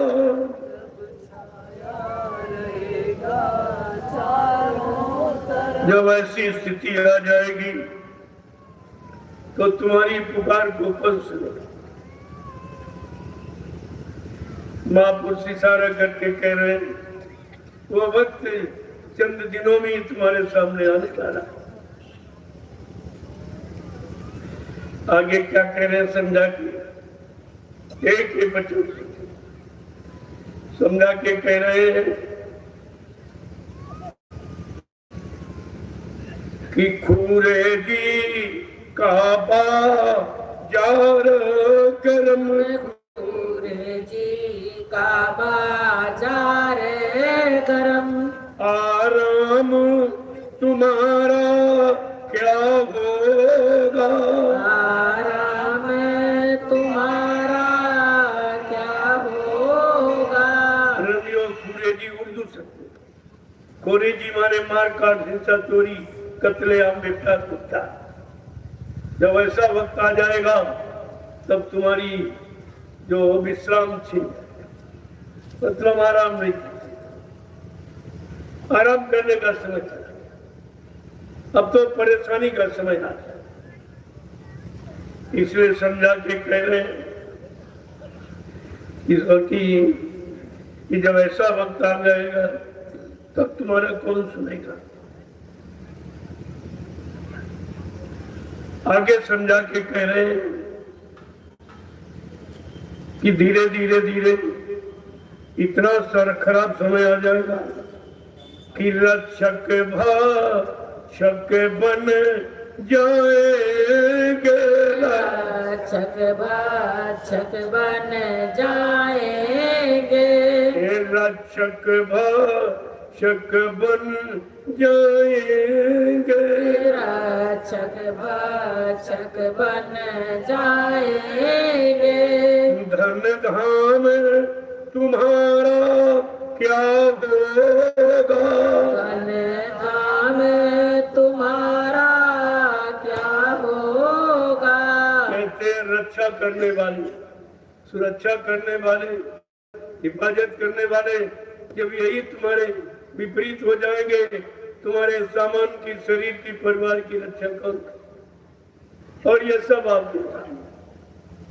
जिनको आपने रक्षा सुरक्षा का भार सौंपा वो सब तुम्हारी छीना झपटी में, तुम्हारे तरफ से रहम दया समाप्त हो चुकी। अब तो केवल उनको अपनी फिक्र, अपनी कुर्सी बचाने की फिक्र, तुम्हारी जान बचाने की, तुमको दुख तकलीफ से बचाने की, तुमको न्याय सुरक्षा देने की, ये बात खत्म हो गई। ये उनके दिल दिमाग से समाप्त हो गया। समझा कर क्या कह रहे हैं कि अगर इस तरह के लोग जब बन जाएंगे कि राजा रही यत लड़ जाएंगे। राजा रैयत लड़ जाएंगे। अंजाम तुम्हारा क्या होगा। अंजाम तुम्हारा क्या होगा। ये राजा रईयत लड़ जाएंगे, राजा रैयत लड़ जाएंगे। अंजाम तुम्हारा क्या होगा। अंजाम तुम्हारा क्या होगा। इस युग की बदलती दुनिया में, इस युग की बदलती दुनिया में, इंसान तुम्हारा क्या होगा। इंसान तुम्हारा क्या होगा। सब धर्म लड़ेंगे आपस में, सब धर्म लड़ेंगे आपस में। ईमान तुम्हारा क्या होगा। ईमान तुम्हारा क्या होगा। इस युग की बदलती दुनिया में, इस युग की बदलती दुनिया में, इंसान तुम्हारा क्या होगा। इंसान तुम्हारा क्या होगा। कोई राम रहीम न मानेगा, कोई राम रहीम न मानेगा। भगवान तुम्हारा क्या होगा। भगवान तुम्हारा क्या होगा। इस युग की बदलती दुनिया में, इस युग की बदलती दुनिया में, भगवान तुम्हारा क्या होगा। भगवान तुम्हारा क्या होगा। इंसान में इंसानियत ना रही, इंसान में इंसानियत ना रही। इंसान में इंसानियत ना रही। इंसान में इंसानियत ना रही। तब नाम तुम्हारा क्या होगा। तब नाम तुम्हारा क्या होगा। इंसान में इंसानियत ना रही, तब नाम तुम्हारा क्या होगा। इंसान में इंसानियत ना रही, तब नाम तुम्हारा क्या होगा।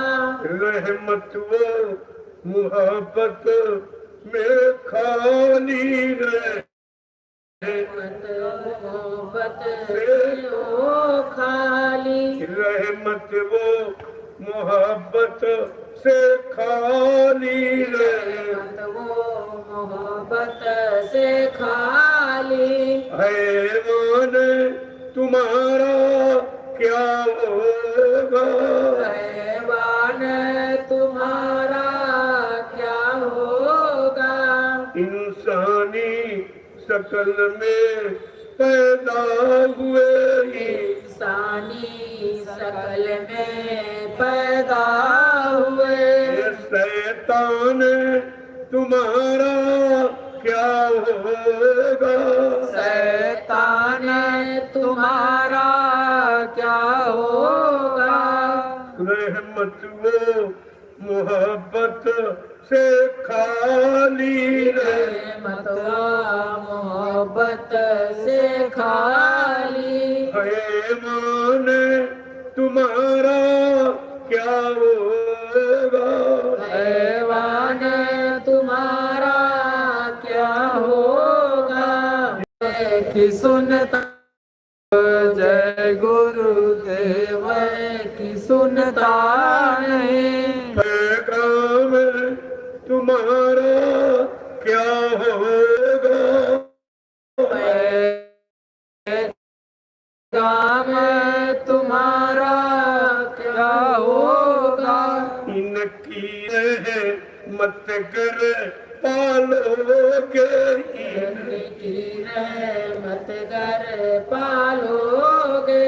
नुकसान तुम्हारा क्या होगा, नुकसान तुम्हारा क्या होगा।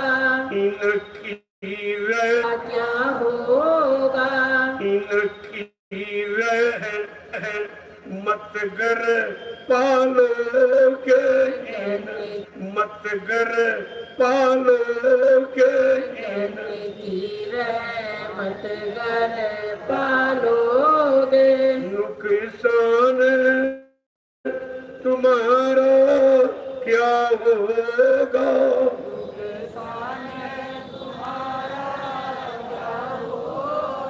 इस युग की बदलती दुनिया में, इस युग की बदलती दुनिया में, इंसान तुम्हारा क्या होगा, इंसान तुम्हारा क्या होगा। जब छाया रहेगा चारों कोहराम तुम्हारा क्या होगा, राम तुम्हारा क्या होगा। रक्षक भक्षक बन जाएंगे, रक्षक भक्षक बन जाएंगे। धन धाम तुम्हारा क्या होगा, धन धाम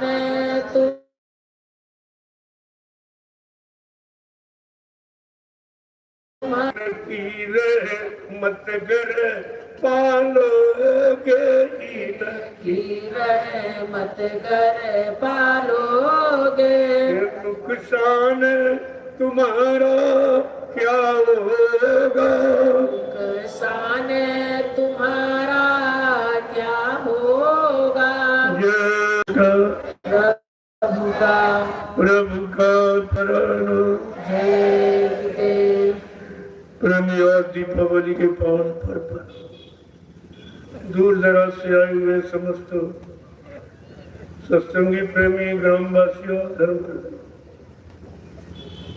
आज का पर्व सारे हिंदुस्तान में बड़े धूमधाम से मनाया जाता है,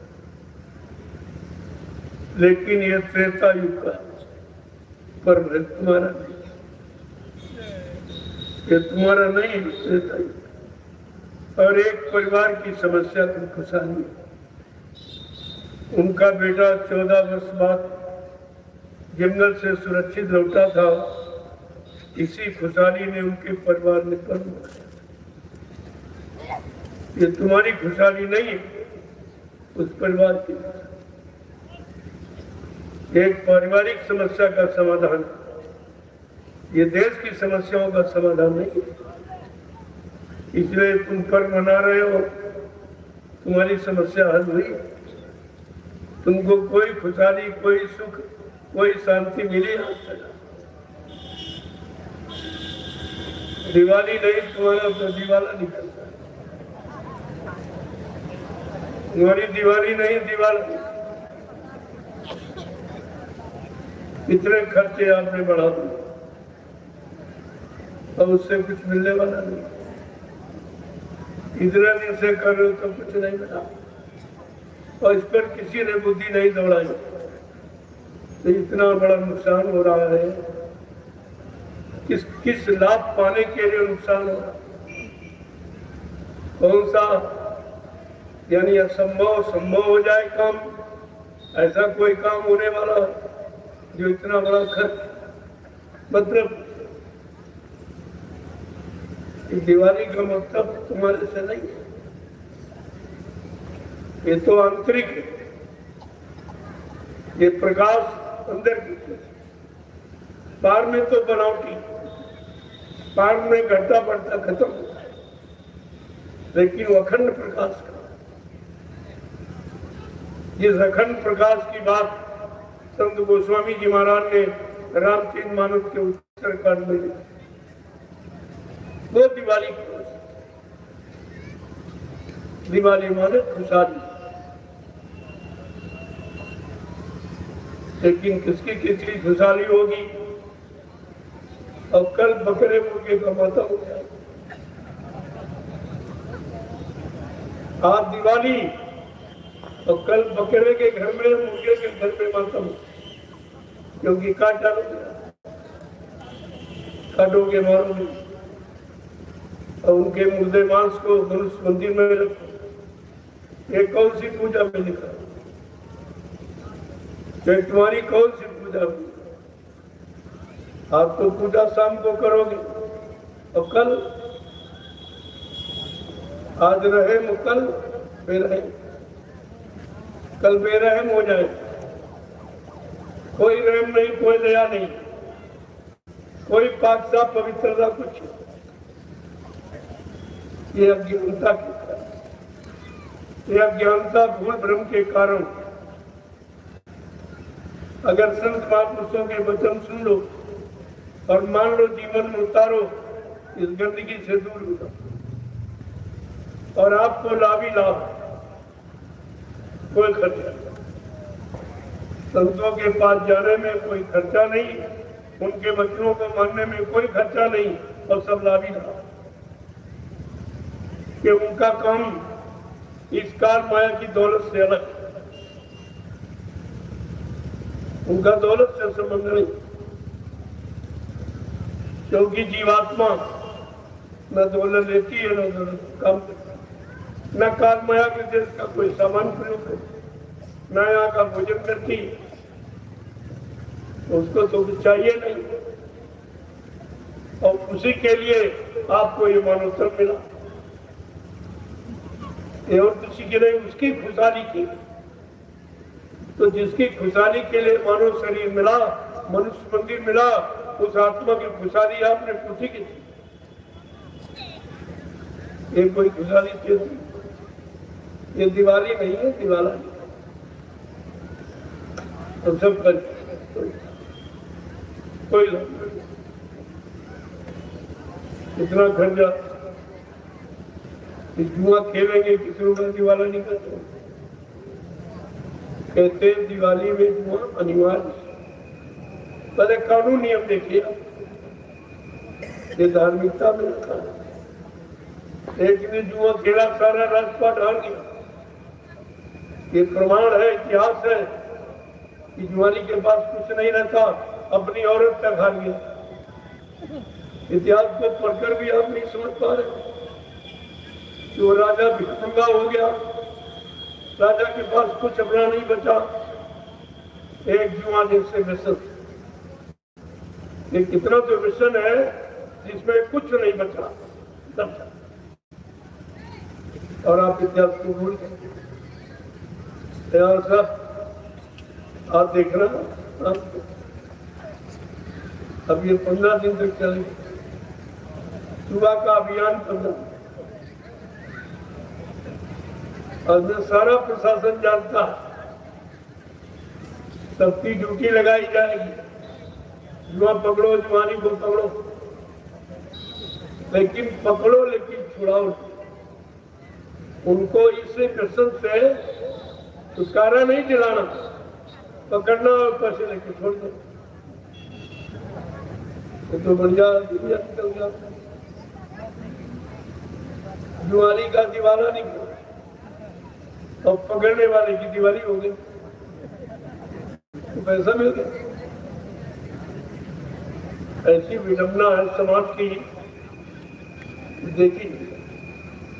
और सब होशियार, सब पढ़े लिखे, अपने आप को कहते, कोई डीएम बन गया, कोई एसपी बन गया, कोई ये बन गया, कोई वो बन गया, लेकिन समाज के लायक कोई नहीं बना। समाज का कल्याण करने वाला कोई नहीं बना। इंसान में इंसानियत पैदा करने वाला कोई नहीं बना और सब बन गए। ये पद तो मिल गए, लेकिन ये कब हुआ? इंसान में इंसानियत न रही तो भगवान तुम्हारा क्या? ये सब बात समझने और समझाने के लिए ही ये समय, ये तिथि त्योहार आते थे। इनमें महात्मा लोगों को त्योहार की महिमा बताते थे, लेकिन अब तुम्हारा संबंध महात्माओं से आ गया। अब तुम भूल गए तो दिवाली में दिवाला निकल, कोई सवार जाएगा अमीन जमीन मकान सब, उससे पूछो तुम्हारी दिवाली हुई कि दिवाला निकल, क्या बताए? ऐसे पर्व धोखाबाज, कैसे धनतेरस। तो धनतेरस का मतलब धन मिलना चाहिए, लेकिन मिलता कब? तो जाता धनतेरस वाले दिन धन खर्च करते हो, तो ये खर्च करने की तेरस बताई जाना चाहिए। धन से संबंध यानी धन चला गया। व्यापारियों की धनतेरस हुई और कृषियों की ये खाली हुई। क्या मिला? ये मुसलमानों में कुछ, ईसाइयों में कुछ नहीं, सिखों में कुछ, केवल हिंदुओं में ऐसी परंपरा, ऐसी लकीर खींचती है कि उसके बाद कोई जाएगी। समझे नहीं पा रहे। अरे त्योहार का मतलब है खुशहाली, तो ऐसी कोई चीज मिले जिससे खुशहाली पैदा हो, ऐसी कोई ऐसा कोई काम बन जाए जिससे सच्ची सुख शांति मिल जाए, तब तो खुशहाली आप मानोगे। ऐसा कुछ त्योहारों पर तो होता नहीं। सब शराब कबाब कितना गलत काम, ये सब राक्षसी प्रवृत्ति। राक्षस को मारा गया तो होली मनाई गई, और ये सब राक्षसी खान पान होली में शायद कोई बच जाए शराब पे, कोई। तो तुमने किसी त्योहार की महिमा समझी? त्योहार की नकल भी आप नहीं कर पाए, जो असल को प्राप्त कर लेते। जब तक कोई जानकार नहीं मिलेगा, आपको किसी रास्ते का की जानकारी नहीं होगी। सुख आनंद दिलाने की युक्ति तो महापुरुषों के पास, वो इसीलिए आते ही है। जब दुख तकलीफ में देखते हैं तो आ जाते हैं, चलो उनका दुख तकलीफ दूर कर, लेकिन कोई सुने माने तब तो। आज वो त्योहार लकड़ी बनाने भीड़ देखो किसी, जो असली दिवाली का परिणाम बताया जा रहा है, वो तो सुनने वाले तो कर में नहीं। तो कहते त्योहार हमने काहे का, कौन सी खुशहाली हो गई, क्या मिल गया, कौन सा काम तुम्हारा बन गया, कौन सी समस्या का समाधान हो गया, जो कहते त्योहार। तुम्हारा त्योहार तो वही खत्म हो गया, तो जब खत्म कर दिया। अब रोने के सिवा कोई त्योहार नहीं। अब रोना आए तो नहीं मानो कि आगे और रोगे, आगे और खराब समय आ रहा। उस खराब समय से बचाने के लिए अभियान चला दिया गया। चलो एक बार उनको फिर मौका दो, ये अच्छे से अच्छे जगह पर आ जाए, अच्छा से अच्छा काम करने लगे, तो इनको मानव जीवन का सुख मिल जाए। तो ये पशु जीवन व्यतीत करोगे तो मानव जीवन देने का और लेने का मतलब।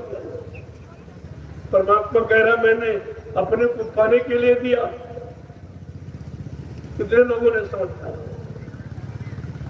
कि मानव शरीर परमात्मा की प्राप्ति के मिला है, ये कितने लोगों ने समझा? हिंदुस्तान सुनाने वाले हैं लेकिन जानने वाले नहीं। तो कहते मानव जीवन मिला है तो हमने छीना नहीं। सुनाने वाले इसमें फंस गए और सुनने वाला देने में फंस गया। एक लेने में एक देने में, ये दोनों फंस गए। चलो उसको तो कुछ मिल गया, तुम्हें क्या करा? क्योंकि जो सुना वो भी तुमने पालन नहीं किया। उसको आपने माना नहीं, अपने जीवन में उतारा नहीं, तो तुम्हारा सुनने का मतलब क्या निकला? कौन सा लाभ आपने प्राप्त? कुछ भी नहीं। इसलिए महापुरुषों ने कहा अगर वाणी विराम कर दी जाए तो प्रलय हो जाएगी, फिर कुछ नहीं। ये धरती मां अगर नाराज हो गई आपके पाप और कुकर्मों से, तो अगर इसने कहीं करवट ले ली तो ये तुम्हारा सब रसातल में चला, कुछ नहीं आपके पास बचेगा, ना आप बचोगे ना आपका कोई सामान बचेगा। महापुरुष उसी को बचाने में लगे और कुदरत छुटपुट पर्चे भी आपको दे, यहाँ भूकंप आया वहां भूकंप आया, क्या अगर एक बार ही आ जाए तो कुछ बचेगा? ये पृथ्वी तो तैर रही है पानी, अब तुम पृथ्वी पर बैठ गए। अगर मान लीजिए उसका वो डिस्बैलेंस हो गई, उसका अगर तरीका बदल गया तो क्या होगा? अगर स्थिति बदल गई तो क्या होगा? ये सब रसातल में जाएगा। इसलिए संत महापुरुष प्रार्थना करते हैं आपसे, अरे ऐसा कोई जघन्य अपराध मत करो जिससे धरती मां नाराज हो। अगर वो नाराज हो गई, उसकी नाराजगी की कोई रोक नहीं, फिर महाप्रलय हो जाएगी। इसलिए अभी आपके साथ रहम किया जा रहा, आपको पहले साम माने समझाना, दाम माने लालच, भेद माने जिसे नहीं मारा वो माना दिया, अंत में दंड मिला। ये चारी नीतियां हैं। चार नीति में भी तो समझाया जा रहा, साम और दाम दो नीतियां चले, समझाया जा रहा और कहते अगर समझ गए तो आपको मानव जीवन सार्थ हो जाए, ये लाभ है, ये दाम नीति। पता से बताया गया भाई ब्राह्मण नहीं माना, उनसे नहीं माना, उनका परिणाम क्या? ये भेदी। और ये भी नहीं माने कि उनका हुआ होगा हमारा थोड़ी होगा, अगर ये अहंकार आ गया तो दंड। दंड इनकी मतलब कुदरत का दंड है, प्रलय। अब वल प्रलय करेगी कि पूर्ण प्रलय करेगी, ये तो उसकी नहीं। और कुदरत को या कोई समझा न कोई खुद को, कुदरत को संत महात्मा खुद उनके अधीन है, वो कहते हैं वो कुदरत को। अभी तो मैं समझा रहा हूं, भाई नहीं मानोगे तो मैं तो कुछ करूंगा नहीं, ये चाट कुदरत। फिर वो कुदरत तो क्या करेगी? ये तो तुम ही जा पाओ, तुम्हारे साथ होगा। तो अभी ये साम नीति चल रही, वही लोगों को समझा दो, बता दो बुरे कर्म का परिणाम क्या है, अच्छे कर्म का लाभ क्या है, ये दोनों चीजें आपको बताई जाए। इस पावन पुण्य तिथि पर हम सबको अच्छे काम करने का संकल्प लेना। त्योहार का मतलब सच्चाई है कि हम आज से कोई बुरा कर्म नहीं करेंगे, गंदा खान पान नहीं करेंगे, हम अच्छे सच्चे इंसान बनेंगे ताकि इन मानव शरीर पाने का हमें भी कुछ लाभ मिल जाए। ये संकल्प सब। अब वो युवक की संकल्प क्योंकि वो अनिवार्य है और प्रशासन लगा हुआ, लेकिन इसके लिए प्रशासन लगाया गया और युवक कहीं सब तो प्रशासन कर क्या रहा, ये भी तो विचार करना चाहिए कि कर क्या रहा। न चोरी कहीं बंद, न डकैती बंद है, न कत्ल बंद है, न व्यभिचार बंद है, न घूस रिश्वत बंद है, फिर बंद क्या है? फिर ये ड्यूटी किसने लगाई? और दिनों दिन इनकी संख्या बढ़ाई जाती है और कोई जगह नहीं, सब जगह बंद है, कोई जगह नहीं निकलेगी, कोई काम नहीं मिलेगा, बेरोजगारी नहीं हल होगी, ये सब। लेकिन ये भूसर है, उसके लिए अपनी रक्षा, तो रक्षा की रक्षा के लिए नहीं, अपनी। एक तो जहां कहीं कार्यक्रम इनका हो कितने घोष, अरे तुम प्रजा के प्रतिनिधि हो, प्रजा अपनी प्रजा से मिलने आए हो, तो कम से कम प्रजा को मिलने तो दो।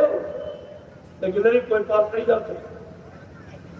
प्रचार होगा आ रहा है, बेचारे रोड पर सब खड़े, वो हवाई मार्ग से आ रहे, किसी को पता ही नहीं राजा कब आया तो क्या। पहले युग का इतिहास दिखाइए, जब राजा आता था तो प्रजा कितनी खुश होती थी अपने राजा की आरती की। आज इनको प्रजा से ही क्या जाए, प्रजा से डर कब होता है, जब कोई काम करना हो न किया, वादा किया जाए न वादा पूरा किया जाए तो डर लगता है, कर का डर होता है। अगर किया न होता तो क्यों डर। तो राजा प्रजा, राजा रैयत लड़ जाएंगे, फिर ईमान तुम्हारा क्या होगा। आज दोनों लड़ाई, ये आंतरिक द्वंद्व है, अंदर में सब अंदर, और उसका कोई निष्कर्ष कुछ पड़ा निकाल ही नहीं पा रहे। और परिणाम का दिन आएगा एक दिन, तो दिन चूक है तो 5 साल मारे। एक दिन की चूक और भूल 5 साल सजा देती, और तुम चूकोगे निश्चित, क्योंकि तुम चूकते रहे, तुम्हारी पुरानी आदत। इतना कोई समझाए तो तुमको तो तकलीफ परेशानी मिलनी है, क्योंकि तुमने ऐसे कर्म ही किए, उसका परिणाम तो निश्चित है। इसलिए तुम्हारी बुद्धि वैसा ही काम करेगी। संत महापुरुष कितना समझाए, उनकी बात समझ में नहीं आई। अगर आ जाती तो रावण मारा जाता। समझाने बुझाने पर इतना बड़ा विद्वान था, उसकी बात समझ में नहीं आई, तो तुम तो इतने विद्वान नहीं हो, तुम महात्माओं की बात कैसे मानो, क्योंकि परिणाम तुम्हारा भी खराब होगा। लिख के आपको बताया गया उत्तरकांड में कि राजनीति व्यवस्था का परिणाम क्या होगा। आगे ऐसा समय आएगा, बड़े साफ शब्दों में गोस्वामी महाराज ने लिखा, बहुमत तियमत बालमत बिन नरेश का राज्य, सुख संपदा को कहे जान बचे बड़वा।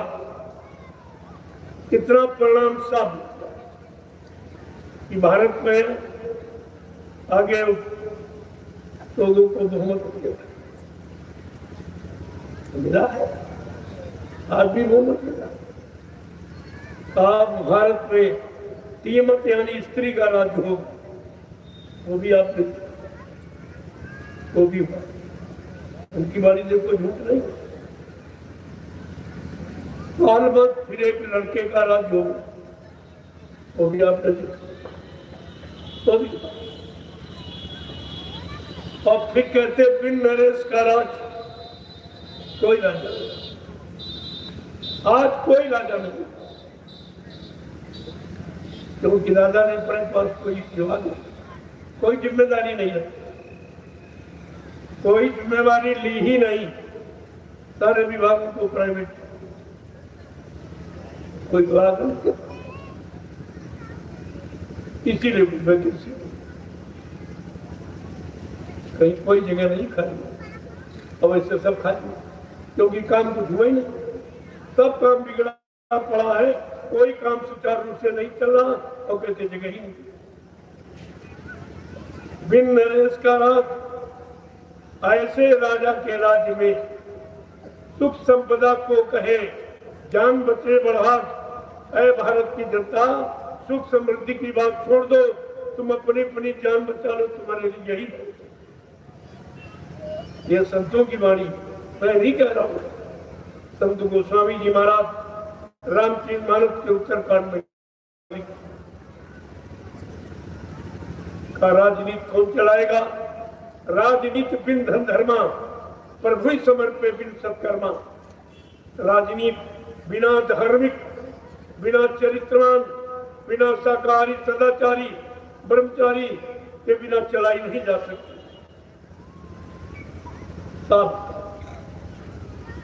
और जो अपने आप को प्रभु के समर्पित और सेवा भाव से अपनी प्रजा को पुत्रवत मान करके सेवा भाव से कार्य करेगा, उसकी राजनीति सफल।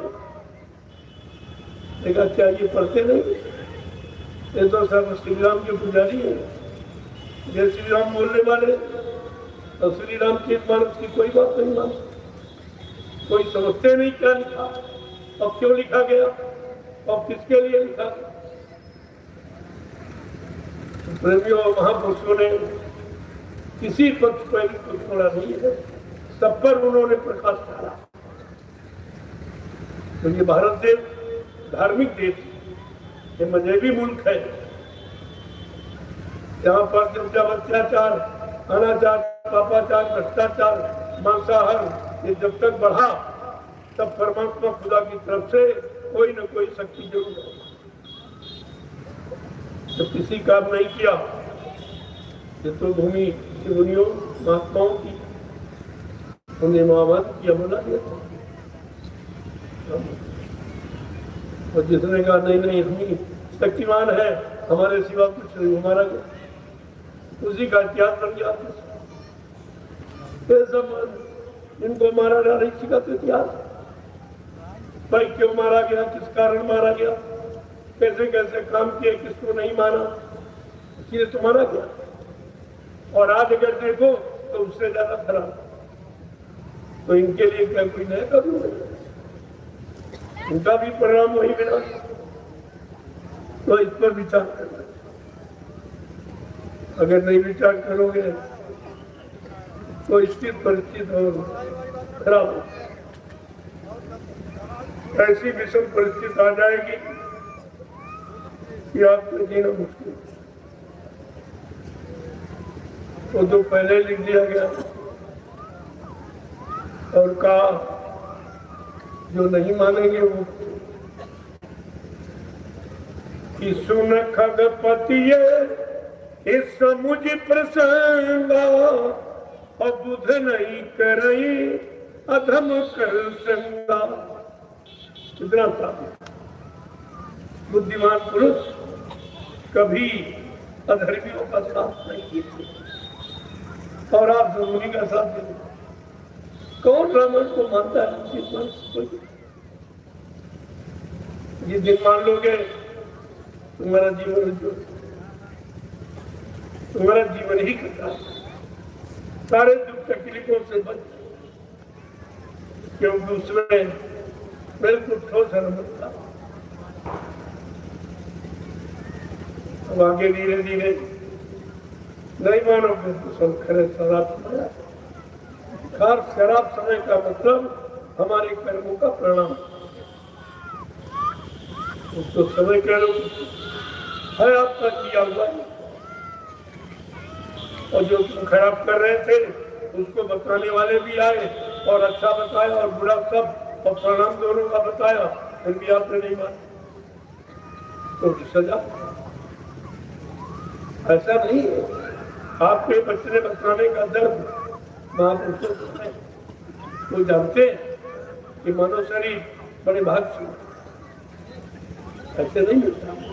करोड़ों जन्मों की तपस्या, करोड़ों जन्मों के पुण्य, करोड़ों जन्मों की सेवाएं जब जीव के एकत्र हो जाती, उनका उदय होने का वक्त आता है, तब ये मानव मंदिर आपको भेंट किया है। जाओ अब की बार मानव मंदिर में जीवात्मा को ये सौभाग्य मिला है कि वो किसी संत महापुरुष की तलाश करके अपने घर का रास्ता पूछे, अपने घर इस मित्रों में काल माया के देश में कभी आनंद, इस दुखों के चक्कर में, जन्म मरण के चक्कर में कभी नहीं आना।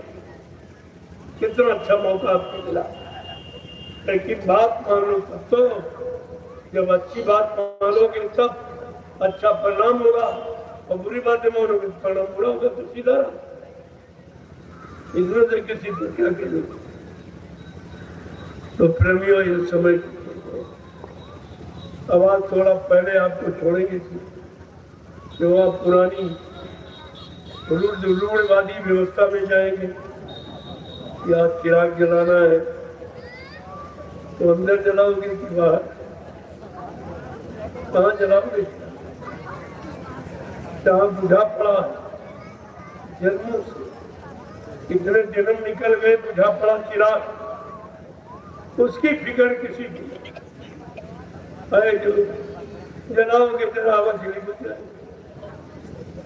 तो गुजरे ना, ये भी गुजरे वाला और अंदर वाला बुझा पड़ा, तो दोनों की जानकारी नहीं है कहाँ जलाए। तो असली बात तो ये है, तो स्वामी महाराज ने लिखा बताया, नाम दीप मरी देह देहरी द्वार, गोस्वामी भीतर बाहिरे जो चाह सुजिया।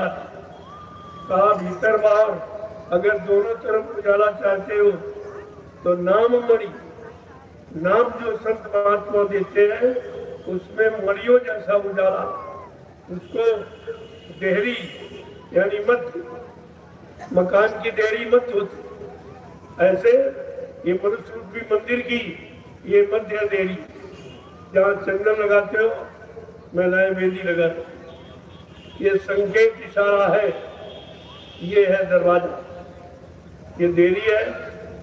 यहाँ पर अगर संतों के द्वारा जगाया हुआ नाम का चिराग आपने रख लिया तो अंदर बाहर दोनों तरफ प्रकाश, यानी दोनों तरफ ज्ञान हो जाएगा कि अंदर क्या और बाहर क्या, और आप दोनों से परे हो जाओ, दोनों को जान जाओगे तो दोनों से निकल जाओगे। ये बताने के लिए महापुरुष,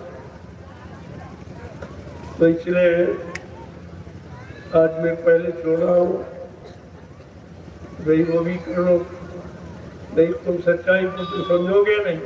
वो बाबा जी आए थे, वो दिवाली का विरोध, दिवाली का विरोध करते दिवाली की सच्चाई बताए। असली बात तो ये कि साथ कहे जगमानन धावत, झूठन को इतवार, और कहे कबीर फकीर पुकारी, उल्टा जग व्यवहार, तो व्यवहार सब उल्टा। ये सच्ची बात को कहते विरोध, निंदा आलोचना करते, और ये बेचारे जानते नहीं। तो तुम जानते नहीं हो तो निंदा आलोचना कैसे जाए? अरे हम जानते नहीं कि हम ही मानते हैं, तुम जानते नहीं तो मानोगे? मानता तो हम ही आपको सच्ची बताते हैं कि असली मानता ये है कि जिसके मानने से हमारा काम बन जाए, वो तो मानता है। और झूठी मानता का क्या मतलब? झूठी श्रद्धा और झूठी भक्ति और झूठा ज्ञान ये आपको लाभ नहीं देगा। जय गुरुदेव, जय गुरुदेव, जय गुरुदेव। नाम किसका? प्रभु का प्यारा। अब आप लोग खड़े हो जाओ, खड़े हो जाओ प्रेमियों। देखो, खेल केवल है प्रकाश का और आवाज का। जैसे अपने घर में जिस कमरे में आप रहते हो, दिन की अपेक्षा रात में आपको डर लगता है। अगर उजाला चला जाए और कोई बोलने वाला ना हो तो आपको डर लगता है। इसका मतलब भय कहाँ है? जहाँ प्रकाश और ध्वनि नहीं है। जब बाहर वाले कमरे में बगैर ध्वनि आवाज के डर लगता, तो इस अंदर वाले ये जो मनुष्य मंदिर है, जब तक इसमें प्रकाश और आवाज नहीं मिलेगी तो जीवात्मा डरती है। तो स्वामी महाराज लिखा है, घन घमंड नवगर्जत घोड़ा और पिया ही डरपत मनमोड़ा। कैसी घना घोर आवाजें हो रही, लेकिन प्रीतम के बिना चल जो जिसने आवाज का अनुभव नहीं कराया, अचानक आवाज मिले तो डर और अनुभव करा दे, फिर उसी आवाज से आपको लगाव हो जाता कि आवाज कब मिलेगी, कैसे मिलेगी, उसके लिए तड़प पैदा होती। आवाज सुनने के लिए, प्रकाश देखने के लिए तड़प पैदा, जानकार मिल जाएगा, जानकारी मिल जाएगी, फिर आपको तड़प पैदा होगी। अगर जानकार न मिला और जानकारी न मिली तो डर लगे, अचानक में डर। ये सब समझना चाहिए। उत्तरकांड को पढ़ लो तो दिवाली का रहस्य आपकी समझ में आ जाए। दिवाली है, किसकी दिवाली होगी और किसकी नहीं होगी, कौन दिवाली का उत्सव मनाएगा और कौन पछताएगा, ये दोनों चीजें आपके सामने। और खुल के कहूँ तो आपको विरोध, मेरी रोज विरोध तो हम करना जानते हैं, हम तो सहयोग करने आए, सहयोग करना चाहते हैं। विरोध हमारी सोचवादी मत करो, तुम ज्ञानवादी जानकारी रखे, जानकार बन जाओ, सब चीज। निंदा आलोचना करने की जरूरत नहीं है, जो अच्छी है उसको ले लिया और नहीं है उसको छोड़ दिया। निंदा तो मूर्ख अज्ञानी की, अज्ञानी निंदा करते, साधु कभी निंदा नहीं करते। साधु ऐसा चाहिए जैसा सुख स्वभाव, और सार सार को गई ले और धोखा दे उड़ा, उसका स्वभाव सुख की तरह सच्चाई अधिक तत्व को शुभ अपने में लेता है और कूड़ा की तरह बाहर निकाल देता है। तो शुभ कोई निंदा थोड़ी करता, वो तो सच्चाई को अलग कर रहा और गंदगी को अलग। लेकिन बात समझने की है, समझ में आए तब तो आप। जय गुरुदेव, जय गुरुदेव, जय गुरुदेव। नाम किसका? जय गुरुदेव नाम। शंकर जी को तुमने खाते देखा? शंकर जी कहाँ रहते हैं? तुम मिले तुमको कभी? तुम भोजन से जान गए। अब भाई जिसके घर में गए हो, भोजन कर रहा हो, तुमने देखा हो तो कहो। जब कुछ नहीं मिला तो बदनामी कर सकते, क्योंकि इनको अगर गलत करना है तो किसी किसी को आगे खड़ा कर दिया। अभी राम को खड़ा किया, कृष्ण को खड़ा किया, हनुमान जी। जहाँ कहीं कब्जा करना हो, हनुमान जी को खड़ा कर, मूर्ति लगा दो, काला ही करे। जितने अनैतिक कार्य तो सब इन्हीं की हवाले। जब भगवान को या इन शक्तियों को ऐसे जगह लगाओगे, गलत जगह उनका प्रयोग करोगे, तो इनका इतिहास गंदा करोगे, तो तुम्हें लाभ मिलेगा कि सजा मिलेगा? इतना भी तो ज्ञान तुम्हारे पास है। काम कर रहे हो सजा पाने वाले, और कहते हो लाभ मिलेगा, लाभ मिलेगा। हम पूजा करते हैं, पूजा तुम्हारी, ये बदनाम करना पूजा। जय गुरुदेव। तो त्योहार की मर्यादा रखो। त्योहार गंदे खान पान के लिए नहीं है, गंदे कर्मों के लिए नहीं है, मानव चरित्र को उज्जवल बनाने के लिए। इसीलिए ऋषि मुनियों ने इन त्योहारों को रखा था। लेकिन आपने ऋषि मुनि महात्माओं से अपना संबंध तोड़ दिया, तो तुम्हारा शरीर को भूल गए हो और बुराइयों में चले गए। सब गंदा खान पान इसमें जुट गए। क्या त्योहार की यही महिमा? क्या ऋषि मुनियों ने यही सिखाया? ये सब ध्यान रखना चाहिए। किसी भी जिसकी बनाई व्यवस्था है उसको बदनाम नहीं कर सकते तो हट जाओ पूछो, लेकिन गंदा कर्म, गंदा खान पान करके उन्हें बदनाम मत करो। नहीं, इसका दोष लग जाएगा, सजा पा जाओगे। जय गुरुदेव, जय गुरुदेव। नाम किसका? जय गुरुदेव। नाम किसका? प्रभु का प्यारा नाम सबको लाएंगे, सत्युग को लाएंगे, कलयुग को कौन गाएंगे? बात लेना, और ये काम किसी इंसान के बस का नहीं, और बगैर इसके कुछ हो नहीं सकता। ये तो आपको करना ही पड़ेगा, आज नहीं तो कल। अब ज्यादा समय नहीं है, कुछ ही वर्षों में देश दुनिया का नक्शा बदल गया। अब ज्यादा समय प्रेमियों नहीं है, थोड़ा सा इंतजार कर लीजिए बुराइयों से अलग होने के लिए। विचारों उससे थोड़ा अलग हो जाओ, इसी के समय दिया गया और इसी से देरी है। और जितने आप पागा पेपर पवित्र बन जाओगे, ये सब तुम्हारे हाथ में सौंप दिया जाए, सब आपके हाथ में सौंप दिया। जय गुरुदेव। आप लोग लाइन में खड़े हो जाओ। आप किसी के बाहर है, आप भी दर्शन करना, मैं भी दर्शन करना चाहता हूँ, मैं भी आपका दर्शन करना चाहता हूँ, मैं भी आपको प्रणाम करना चाहता हूँ। और आज इस पर्व पर ये दया का प्रसाद, ये मुसीबत आपत्ति दूर करने वाला महाप्रसाद दे दीजिए। ये आपको हिंदुस्तान में कहीं नहीं मिलेगा, ये कोई नहीं। त्योहार की सच्ची महिमा तो ये जो आज आपको दी, और इसके बदले आपसे कुछ नहीं मिलेगा।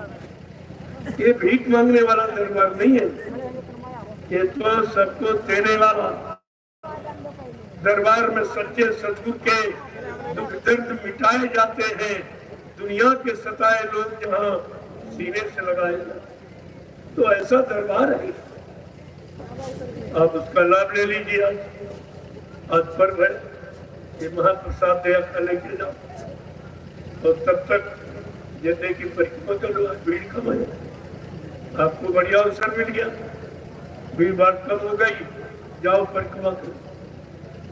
ये परिक्रमा, इसका लाभ हिंदुस्तान में कोई नहीं दे सकता। झंडे तो